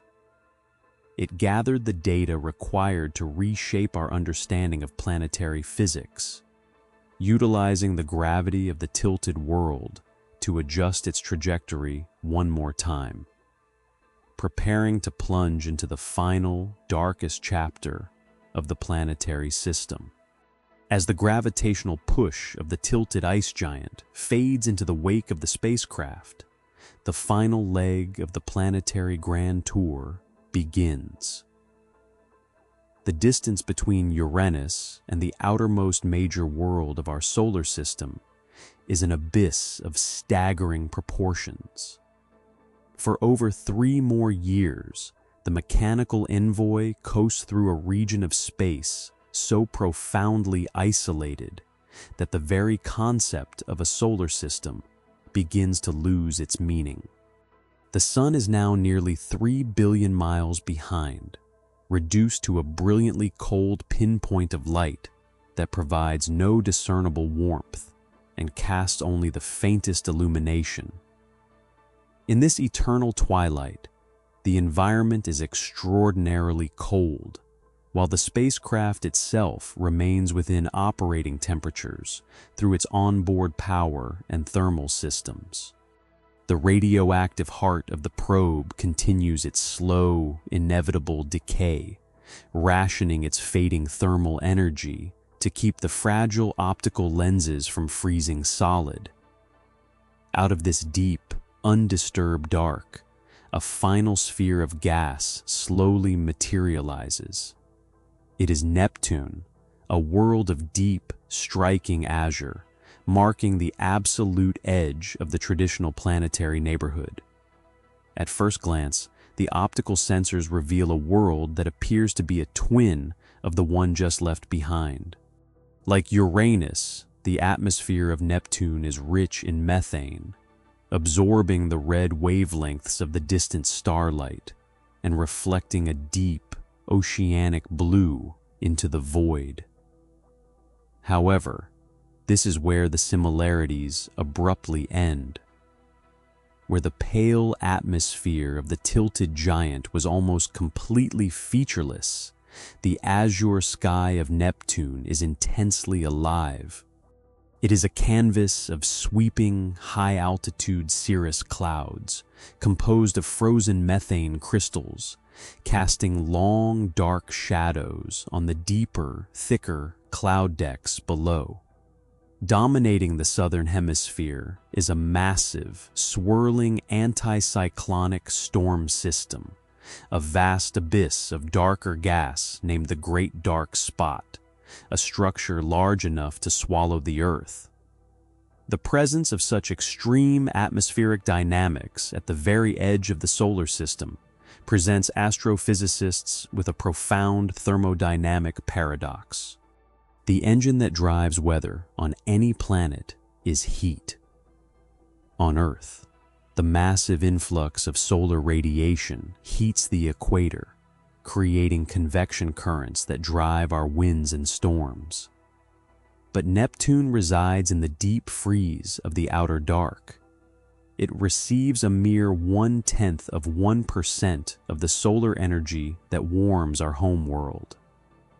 According to the standard models of thermodynamics, an atmosphere so starved of external energy should be sluggish, frozen, and entirely dormant. Yet, the tracking of those sweeping methane clouds revealed the exact opposite. The winds of Neptune are the fastest ever recorded in the solar system. They whip backward against the rotation of the planet at terrifying velocities, reaching speeds of over 1,200 miles per hour. These are supersonic atmospheric currents, moving faster than the speed of sound in the cold, dense gas. To resolve this paradox, we must look away from the faint light of the distant sun and peer deep into the internal architecture of the ice giant. Unlike Uranus, which somehow lost its internal thermal reserves, Neptune is radiating a significant amount of heat from within. It emits more than twice the amount of thermal energy it receives from the sun. Planetary physicists hypothesize that this internal fire is the remnant of the planet's formation, a slow, continuous gravitational contraction. Deep within the core, the immense mass of the planet is still settling, squeezing inward under its own crushing weight. This gravitational compression generates friction and heat, creating powerful convective currents that rise from the depths to churn the upper atmosphere. But internal heat alone does not explain the supersonic speeds. The secret to the velocity lies in the concept of fluid friction. On a terrestrial planet like Earth, The winds are constantly disrupted and slowed by the friction of solid land masses, mountain ranges, and dense forests. The kinetic energy of the atmosphere is continuously bled away by the topography of the surface. But Neptune has no solid surface. It is a deep atmosphere and fluid interior with no solid surface comparable to Earth's. The absence of large topographic obstacles allows atmospheric flows to organize on enormous scales, while internal heat, atmospheric chemistry, rotation, and complex wave and circulation processes help sustain Neptune's extreme weather. The result is a world whose winds can reach extraordinary speeds despite receiving very little sunlight. As the spacecraft navigates this intense atmospheric environment, it makes one final, crucial detour. Orbiting just beyond the supersonic winds of the blue giant is a moon that does not belong. It is named Triton, and it is a world defined by orbital mechanics that challenge the natural order. Every other major moon in the solar system orbits its parent planet in the same direction that the planet rotates. But Triton travels in a retrograde orbit. It circles Neptune backward. This glaring anomaly in celestial movement tells a story of gravitational capture. Triton did not form in the orbit of Neptune. It is a wandering body from the distant icy debris field known as the Kuiper Belt. Billions of years ago, it strayed too close to the blue giant and was caught in its massive gravitational well, forced into a permanent backward orbit. The cameras of the probe, expecting to find a dormant, heavily cratered ball of ice, instead uncovered a landscape of astonishing geological complexity. The surface of Triton is one of the coldest known physical environments, hovering near -390 degrees Fahrenheit. Yet, it is not a frozen relic. The icy crust, composed largely of frozen nitrogen, water, and methane, is remarkably smooth and unblemished by ancient asteroid impacts, indicating that the surface is constantly being renewed. The optical sensors detected faint, dark streaks smeared across the southern polar cap. As the probe watched, the reality of sub-zero geology was confirmed. Triton is active. Driven by the highly diluted rays of the sun penetrating a thin layer of transparent nitrogen ice, the darker material beneath the surface slowly absorbs microscopic amounts of thermal energy. In this extreme cold, this minuscule heat is enough to trigger a localized phase transition. The solid nitrogen ice sublimates directly into a pressurized gas. When the subsurface pressure overcomes the structural integrity of the ice, the crust ruptures. Powerful geysers of nitrogen gas erupt, carrying dark organic dust miles high into the thin, freezing atmosphere. The weak gravity of the moon allows these plumes to drift before the high-altitude atmospheric currents catch the dust, smearing it across the pale ice. These are nitrogen geysers driven by seasonal sunlight and sublimation beneath the surface, a striking example of active surface atmosphere physics in the outer solar system. The mechanical Envoy recorded these dark plumes, gazing upon a world that manages to remain geologically alive at the absolute edge of the abyss.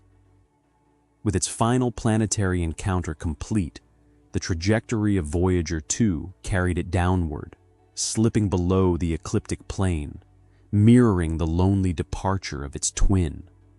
The grand tour of the gas giants was finished.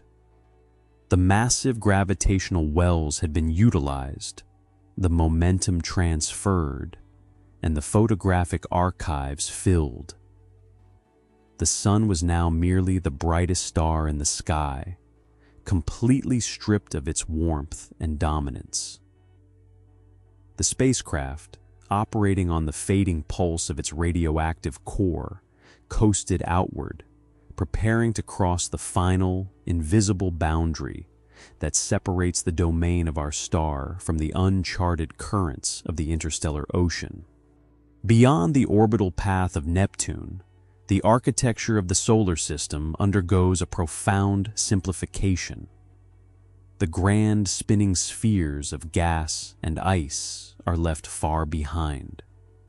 The complex gravitational dances of the moons and the delicate rings of shattered frost fade into the distance. To the human eye, the space expanding outward from this point appears as an absolute, unending void. It is a realm of eternal night, where the sun is merely the brightest point of light in a sky filled with distant stars. However, astrophysics reveals a deeply counterintuitive reality. This seemingly empty expanse is not a vacuum.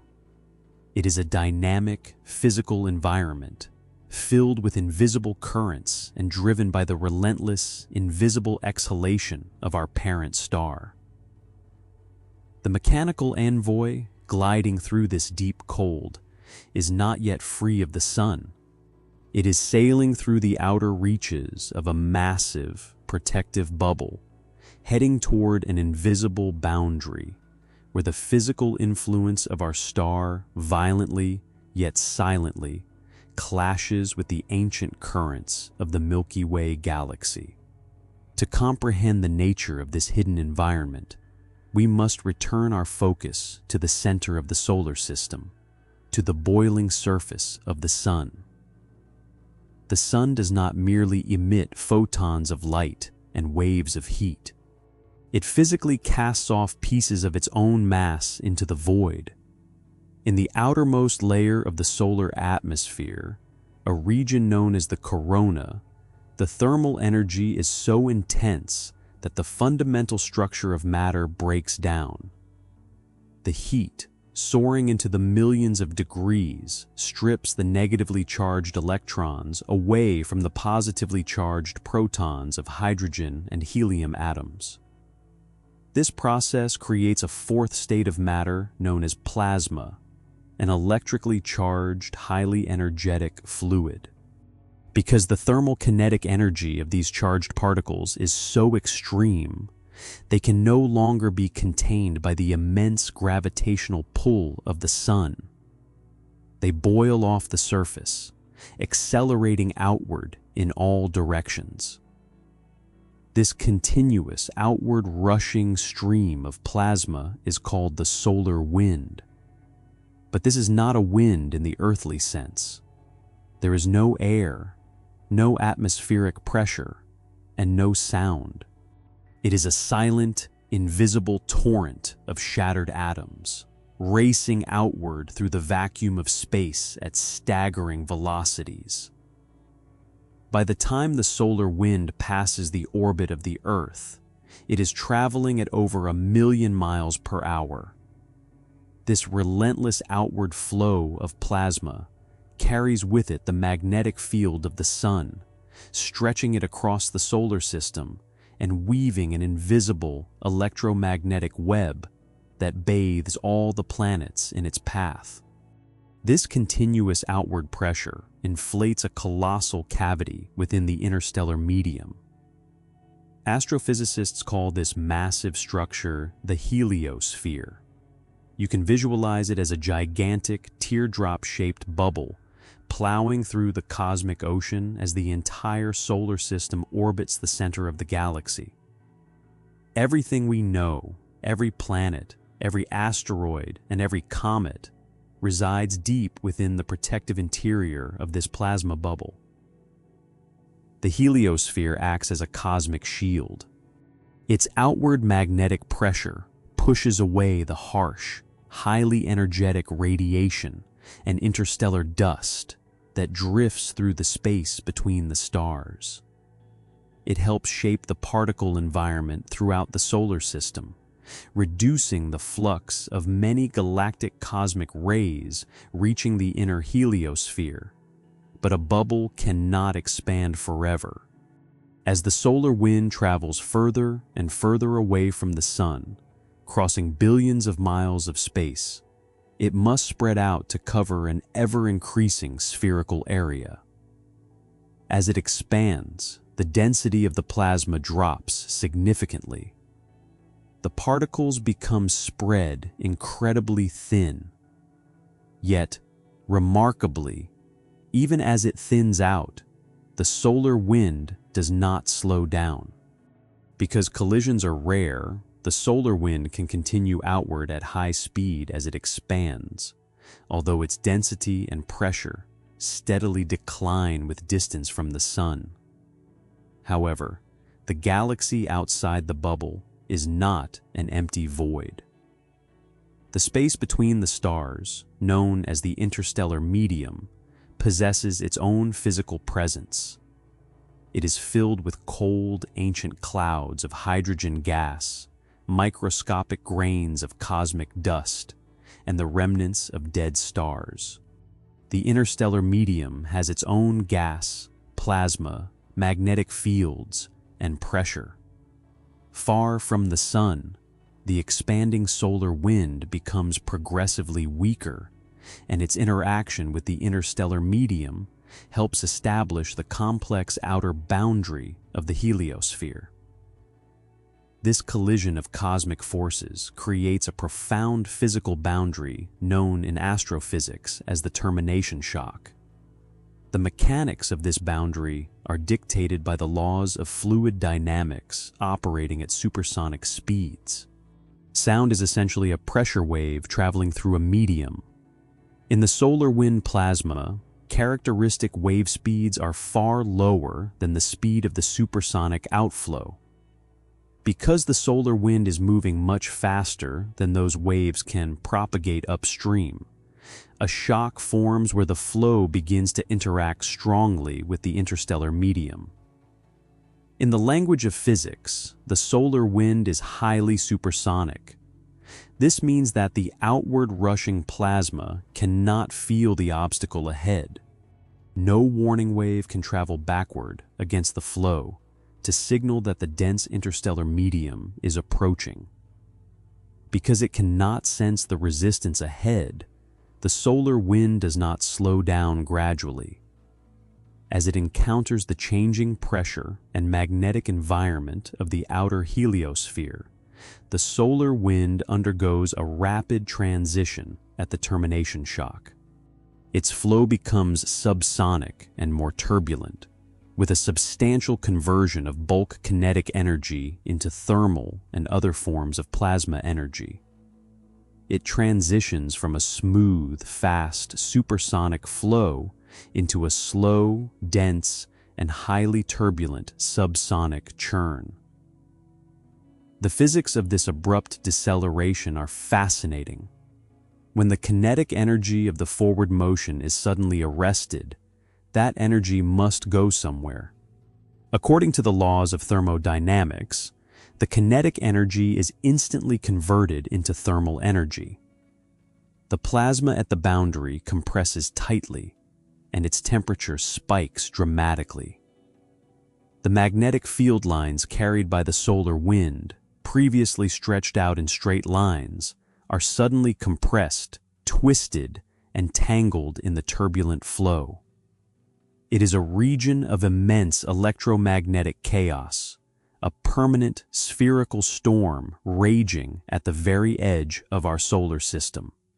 When the Voyager spacecraft finally reached this invisible threshold, there was no physical jolt to the aluminum frame. There was no audible crash or structural turbulence. In the near vacuum of space, a shock wave does not shake a physical object in the way a supersonic jet shakes the air on Earth. The violence of the termination shock is entirely microscopic, taking place on an atomic and electromagnetic level. The crossing was marked entirely by the delicate internal senses of the machine. The plasma wave instruments recorded a sudden, massive spike in the density of the surrounding charged particles. The magnetometers registered a severe, abrupt compression of the magnetic field. And the instruments measuring the speed of the solar wind recorded a sudden, steep drop in velocity. Through these quiet, mathematical data points, transmitted back to Earth across billions of miles, scientists knew that the mechanical Envoy had breached the first barrier. It had survived the passage through the termination shock. The spacecraft had moved out of the fast supersonic solar wind and entered a new, turbulent region known as the Heliosphere. This is the outer rind of the Heliosphere, a transitional zone where the exhausted, subsonic solar wind slowly churns and mixes, pressing outward against the ancient weight of the galaxy. The machine was now navigating the very edge of the sun's domain, creeping steadily toward the final, ultimate boundary, where the influence of our star ceases entirely, and the true interstellar ocean begins. Navigating through the Heliosphere is a slow, methodical process of drifting through a bruised and turbulent magnetic environment. For years after crossing the termination shock, the mechanical Envoy measured the exhausted, subsonic churn of the solar wind as it pushed heavily against the unseen weight of the galaxy. But as the spacecraft pushed deeper into this transitional region, spanning billions of miles of dark, freezing vacuum, the outward pressure of the sun began to finally, inevitably, fail. The thermal energy and forward momentum of the solar plasma, which had originated in the roaring nuclear furnace of our star, simply ran out of strength. The machine was approaching the absolute physical limit of the solar system, a profound theoretical boundary known in astrophysics as the heliopause. This is not a solid wall of ice or stone. It is a dynamic boundary created by the interaction of the solar wind and the interstellar medium, shaped by plasma pressure, magnetic fields, and particle flows. To understand how scientists on Earth, sitting in control rooms billions of miles away, could know the exact moment a small aluminum probe pierced this invisible membrane, we must look at the specific language of subatomic particles. Mounted on the chassis of the spacecraft are specialized particle detectors, designed to continuously count the microscopic impacts of charged atoms hitting their sensors. For decades, the dominant signal on these detectors had been the steady, reliable rain of low-energy particles generated by the sun. These solar particles were the physical manifestation of the sun's influence, the atmospheric breath of our star filling the massive bubble of the heliosphere.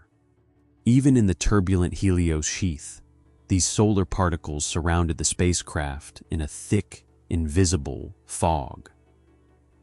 But as the probe approached the heliopause, a dramatic and unprecedented shift occurred in the telemetry data. The density of the low-energy solar particles began to plummet. The population of solar wind particles changed dramatically. It was as if a cosmic faucet had been turned down, while particles originating outside the heliosphere became much more prominent in the measurements. The magnetic field lines generated by the sun, which had always pointed outward, began to fold back on themselves, unable to penetrate any further into the surrounding dark. The spacecraft had crossed into an environment dominated by interstellar plasma and particles rather than the ordinary solar wind population. Simultaneously, as the familiar solar particles vanished from the detectors, an entirely different and ancient cosmic force rushed in to take their place. The instruments registered a sudden, massive, and sustained spike in high-energy particles. This was the mathematical signature of galactic cosmic rays. To call them rays is slightly misleading, as they are not composed of light or electromagnetic radiation. Galactic cosmic rays are actual physical matter. They are the bare, stripped nuclei of atoms, primarily protons and helium, that have been accelerated to velocities approaching the speed of light. Their origin lies far beyond our local planetary neighborhood, born in the cataclysmic, explosive deaths of massive stars across the Milky Way galaxy. When ancient, giant stars collapsed and detonated in supernova explosions millions of years ago, the resulting shock waves acted as colossal particle accelerators, hurling these atomic fragments across the interstellar medium.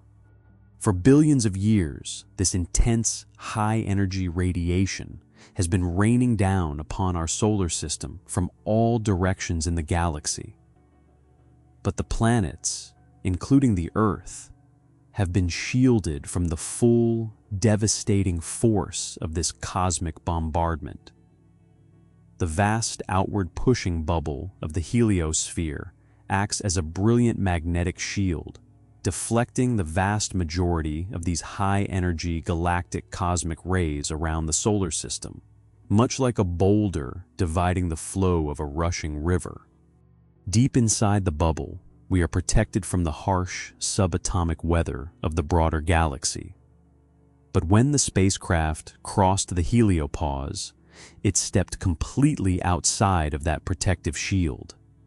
It pierced the magnetic membrane and entered an environment where the sun offers no shelter. The sudden, overwhelming surge in the detection of galactic cosmic rays was the definitive, undeniable proof of the crossing. The detectors were no longer tasting the local, familiar plasma of our star. They were being bombarded by the ancient, high-speed shrapnel of dead stars from across the galactic arms. It was a physical transition of monumental proportions, yet it happened in absolute silence, in an extraordinarily sparse region of interstellar space. There was no cinematic fanfare, no visible boundary line painted across the velvet blackness of space. The optical cameras, had they been turned on, would have seen absolutely nothing changing in the dark void. The stars would have looked exactly the same. The transition was perceived entirely through the silent, mathematical language of magnetic pressure and the precise counting of subatomic impacts. By reading the sudden silence of the solar wind and the overwhelming roar of the galactic cosmic rays, human beings realized that their creation was no longer a resident of the solar system. The sun was no longer a magnetic governor. It had been reduced to a mere gravitational anchor, a bright, distant point of light, incapable of shielding the small machine from the ancient currents of the Milky Way. The mechanical Envoy had officially become an interstellar object, completely submerged in the cold, untamed ocean that fills the vast, unfathomable spaces between the stars. To drift through the interstellar medium is to experience a profound redefinition of emptiness. For centuries, the human imagination conceptualized the space between the stars as a perfect, absolute vacuum, a vast and featureless expanse devoid of all physical matter. But the steady stream of telemetry data returning from the mechanical Envoy reveals a reality that is far more complex and textured. The interstellar ocean is not empty. It is a tangible, dynamic environment, possessing its own unique physical properties, its own weather, and its own deep, ancient currents. It is an incredibly sparse, incredibly cold fluid filling the immensity of the Milky Way galaxy.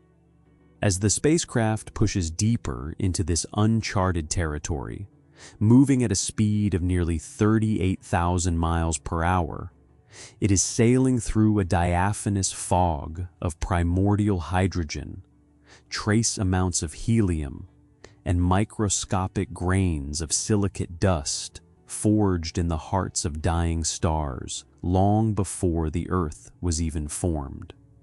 To understand the nature of this cosmic ocean, one must grasp the extreme scales of density and isolation that govern the physics of the void. On the surface of our home world, the atmosphere is a thick, chaotic soup of matter. A single cubic centimeter of air at sea level contains roughly 27 quintillion molecules, constantly colliding and interacting in a dense, pressurized frenzy.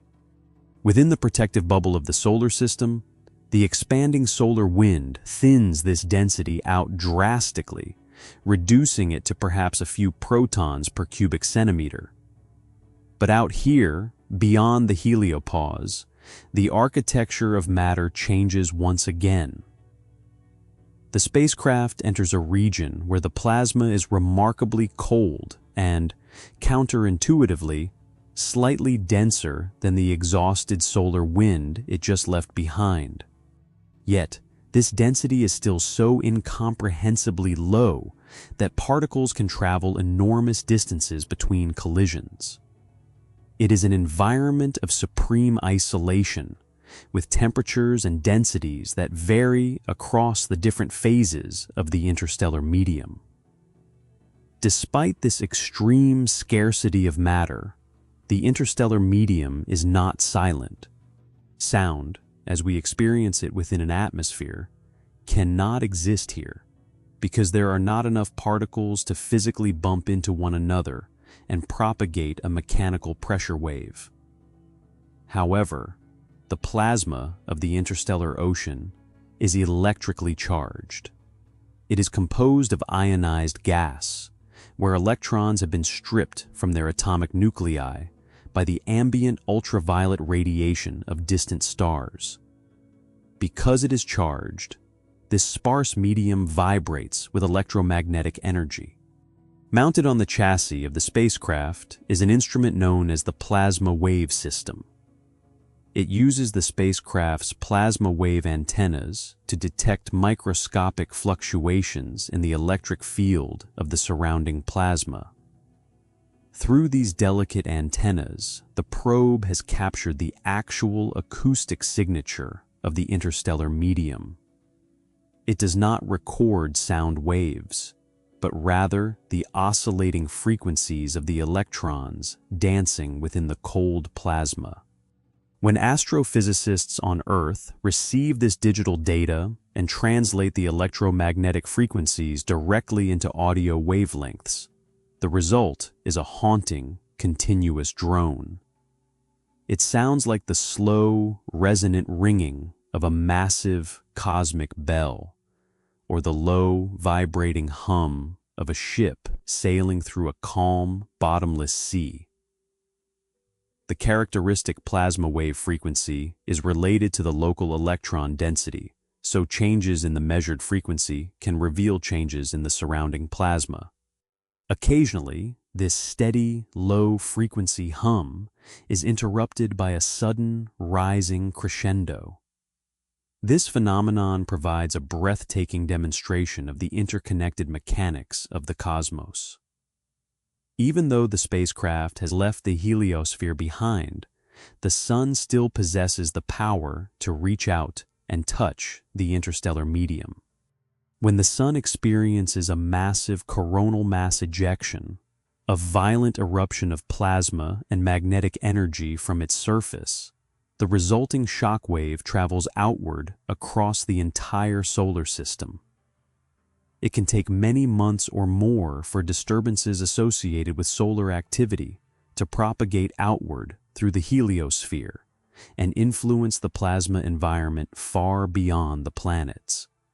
But when it finally punches through the boundary and strikes the dense, cold plasma of the interstellar medium, it causes the local environment to ring.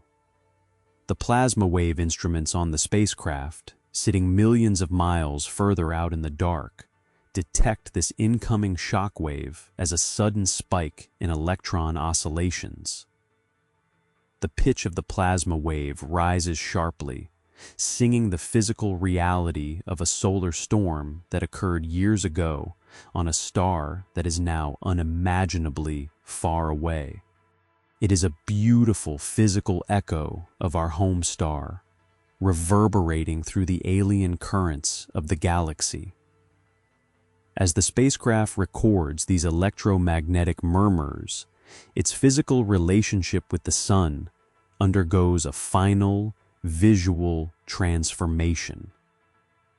To save the declining electrical power of the radioactive core, the optical cameras were permanently deactivated long ago. But if a human observer were to stand upon the aluminum frame and look back along the trajectory, the view would be a profound testament to the scale of the universe. The Sun, the colossal, roaring furnace that dictates the orbits of the giant planets and provides the thermal energy for all biological life on Earth, has lost its dominance. It no longer appears as a burning disk in the sky. It has been stripped of its blinding halo. From this immense distance, nearly 15 billion miles away, the Sun appears as a tiny but extraordinarily bright point of light. Voyager 1 is headed generally toward the constellation of Ophiuchus, while the future close stellar encounter commonly associated with its trajectory is with Gliese 445 in Ursa Minor. It is incredibly bright, comparable to the brilliance of a full moon as seen from Earth, but it casts no warmth, and its light is swallowed instantly by the vast surrounding blackness. The planets are completely invisible, lost in the microscopic glare of that single point of light. The Earth is less than a single pixel, entirely consumed by the distance. To gaze upon this view is to confront the terrifying and beautiful reality of our isolation. The entirety of human history, every ocean, every continent, and every civilization that has ever existed is anchored to that one indistinguishable star, drifting helplessly within a boundless, murmuring ocean of dark plasma. The mechanical Envoy continues to sail through this cosmic fluid, heading toward the constellation of Ophiuchus. It is moving through the local interstellar environment surrounding the solar system, a complex and changing region of very diffuse gas and plasma. The journey through the local galactic neighborhood will unfold over thousands of years, with no nearby planetary system rapidly approaching in the darkness. There are no sudden changes in scenery, no new planetary systems rapidly approaching in the darkness.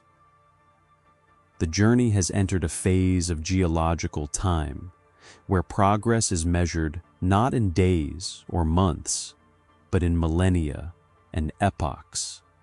The silent hum of the plasma, the steady decay of the plutonium core, and the unbroken darkness define this new reality.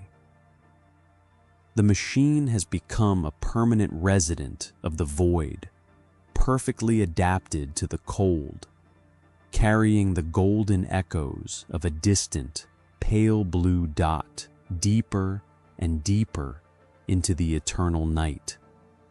The passage of time in the interstellar medium is not measured by the rhythmic ticking of a clock or the alternating cycle of day and night.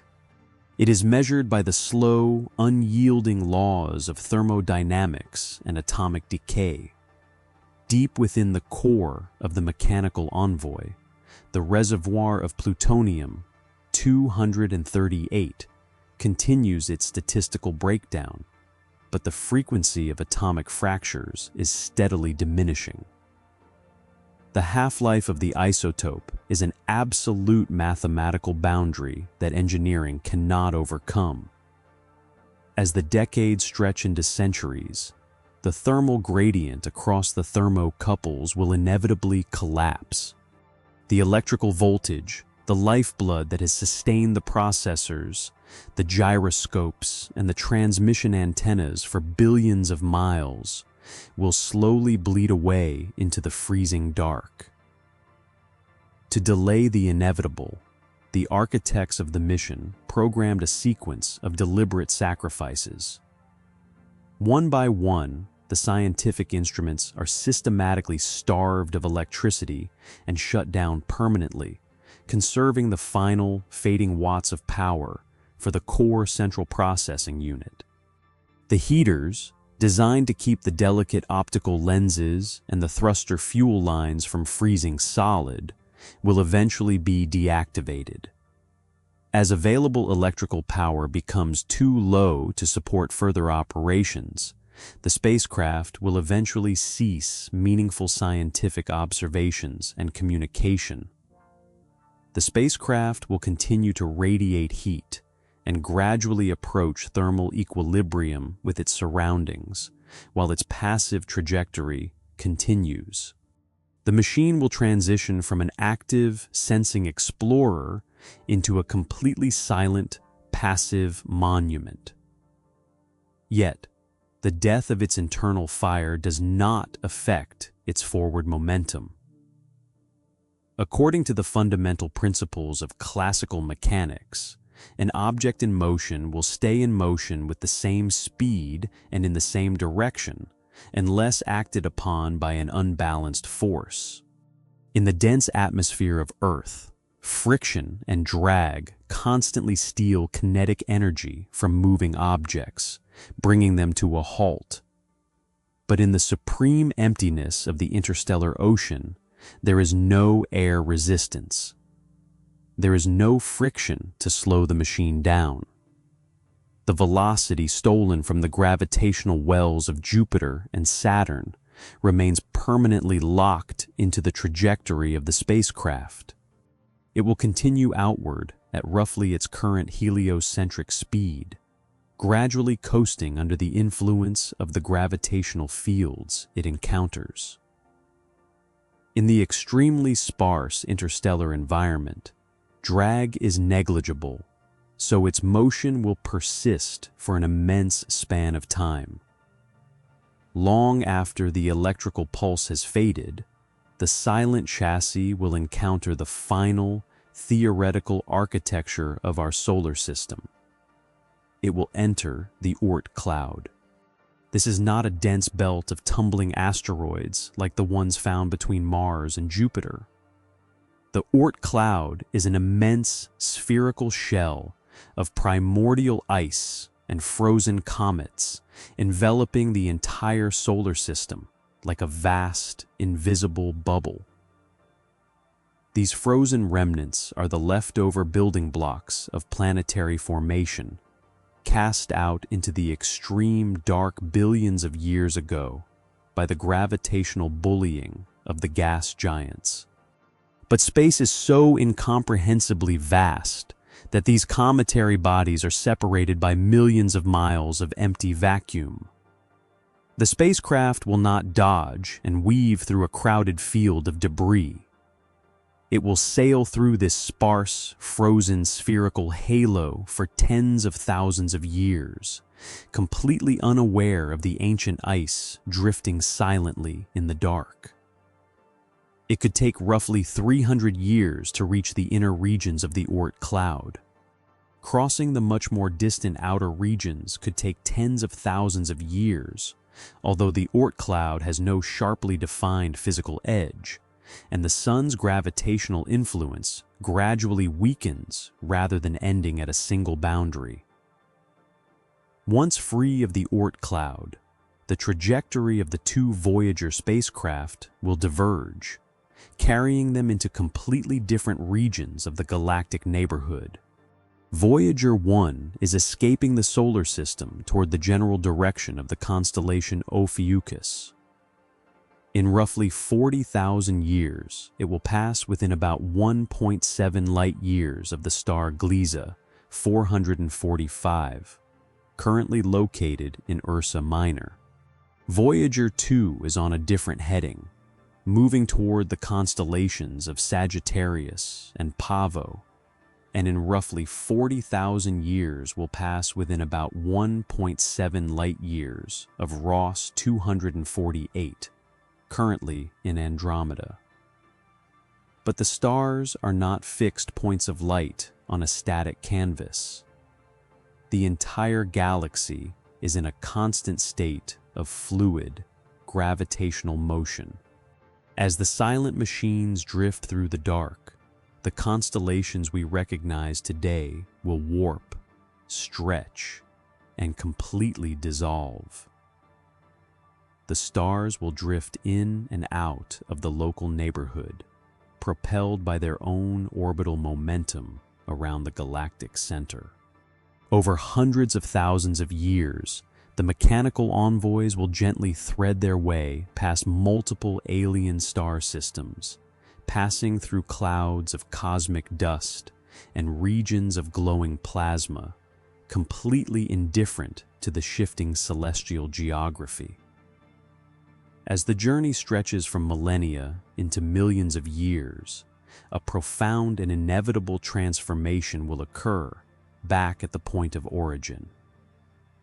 The physics of stellar evolution dictate a violent and inescapable fate for our parent star. In approximately 5 billion years, the Sun will exhaust the finite supply of hydrogen fuel within its core.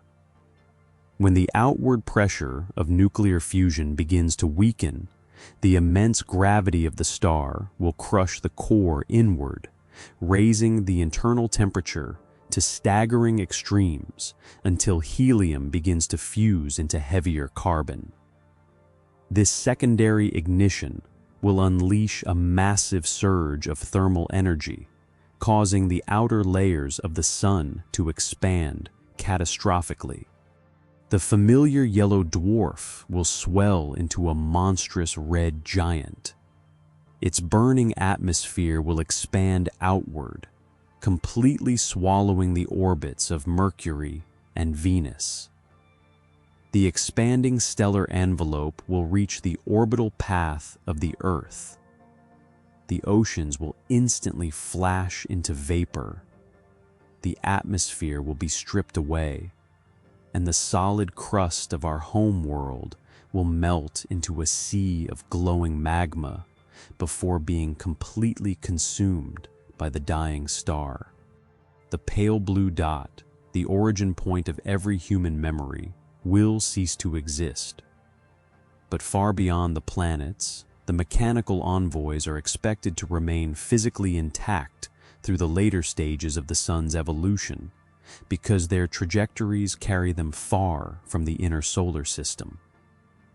Shielded by the vast expanse of the interstellar medium, their cold aluminum frames and gold-plated records will survive the death of the world that forged them. They are immune to the boiling of oceans and the collapse of atmospheres. The golden discs, protected beneath their aluminum covers, will continue to hold the physical topography of human voices, the rhythmic sound of a beating heart, and the structural mathematics of a hydrogen atom. They are fossils of a vanished biosphere, perfectly preserved in the freezing vacuum. When the sun finally sheds its outer layers and becomes a dim white dwarf, the two Voyagers will have outlived the world that launched them. They will continue as small, inert objects traveling through the Milky Way, responding to the combined gravitational field of the galaxy, rather than following a simple orbit around its central black hole.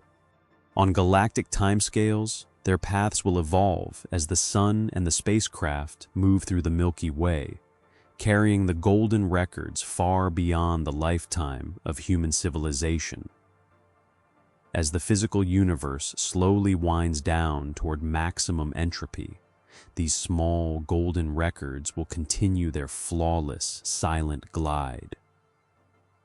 Allow the immense scale of this journey to wash away the immediate concerns of the waking world. Let the vast distances and the eternal quiet physics of the void cradle your thoughts. There is a profound peace in the cold, unyielding momentum of the interstellar ocean. Breathe deeply, release the weight of the day, and let your mind drift outward, following the silent path of the golden records, perfectly suspended, forever sailing into the calm and endless night.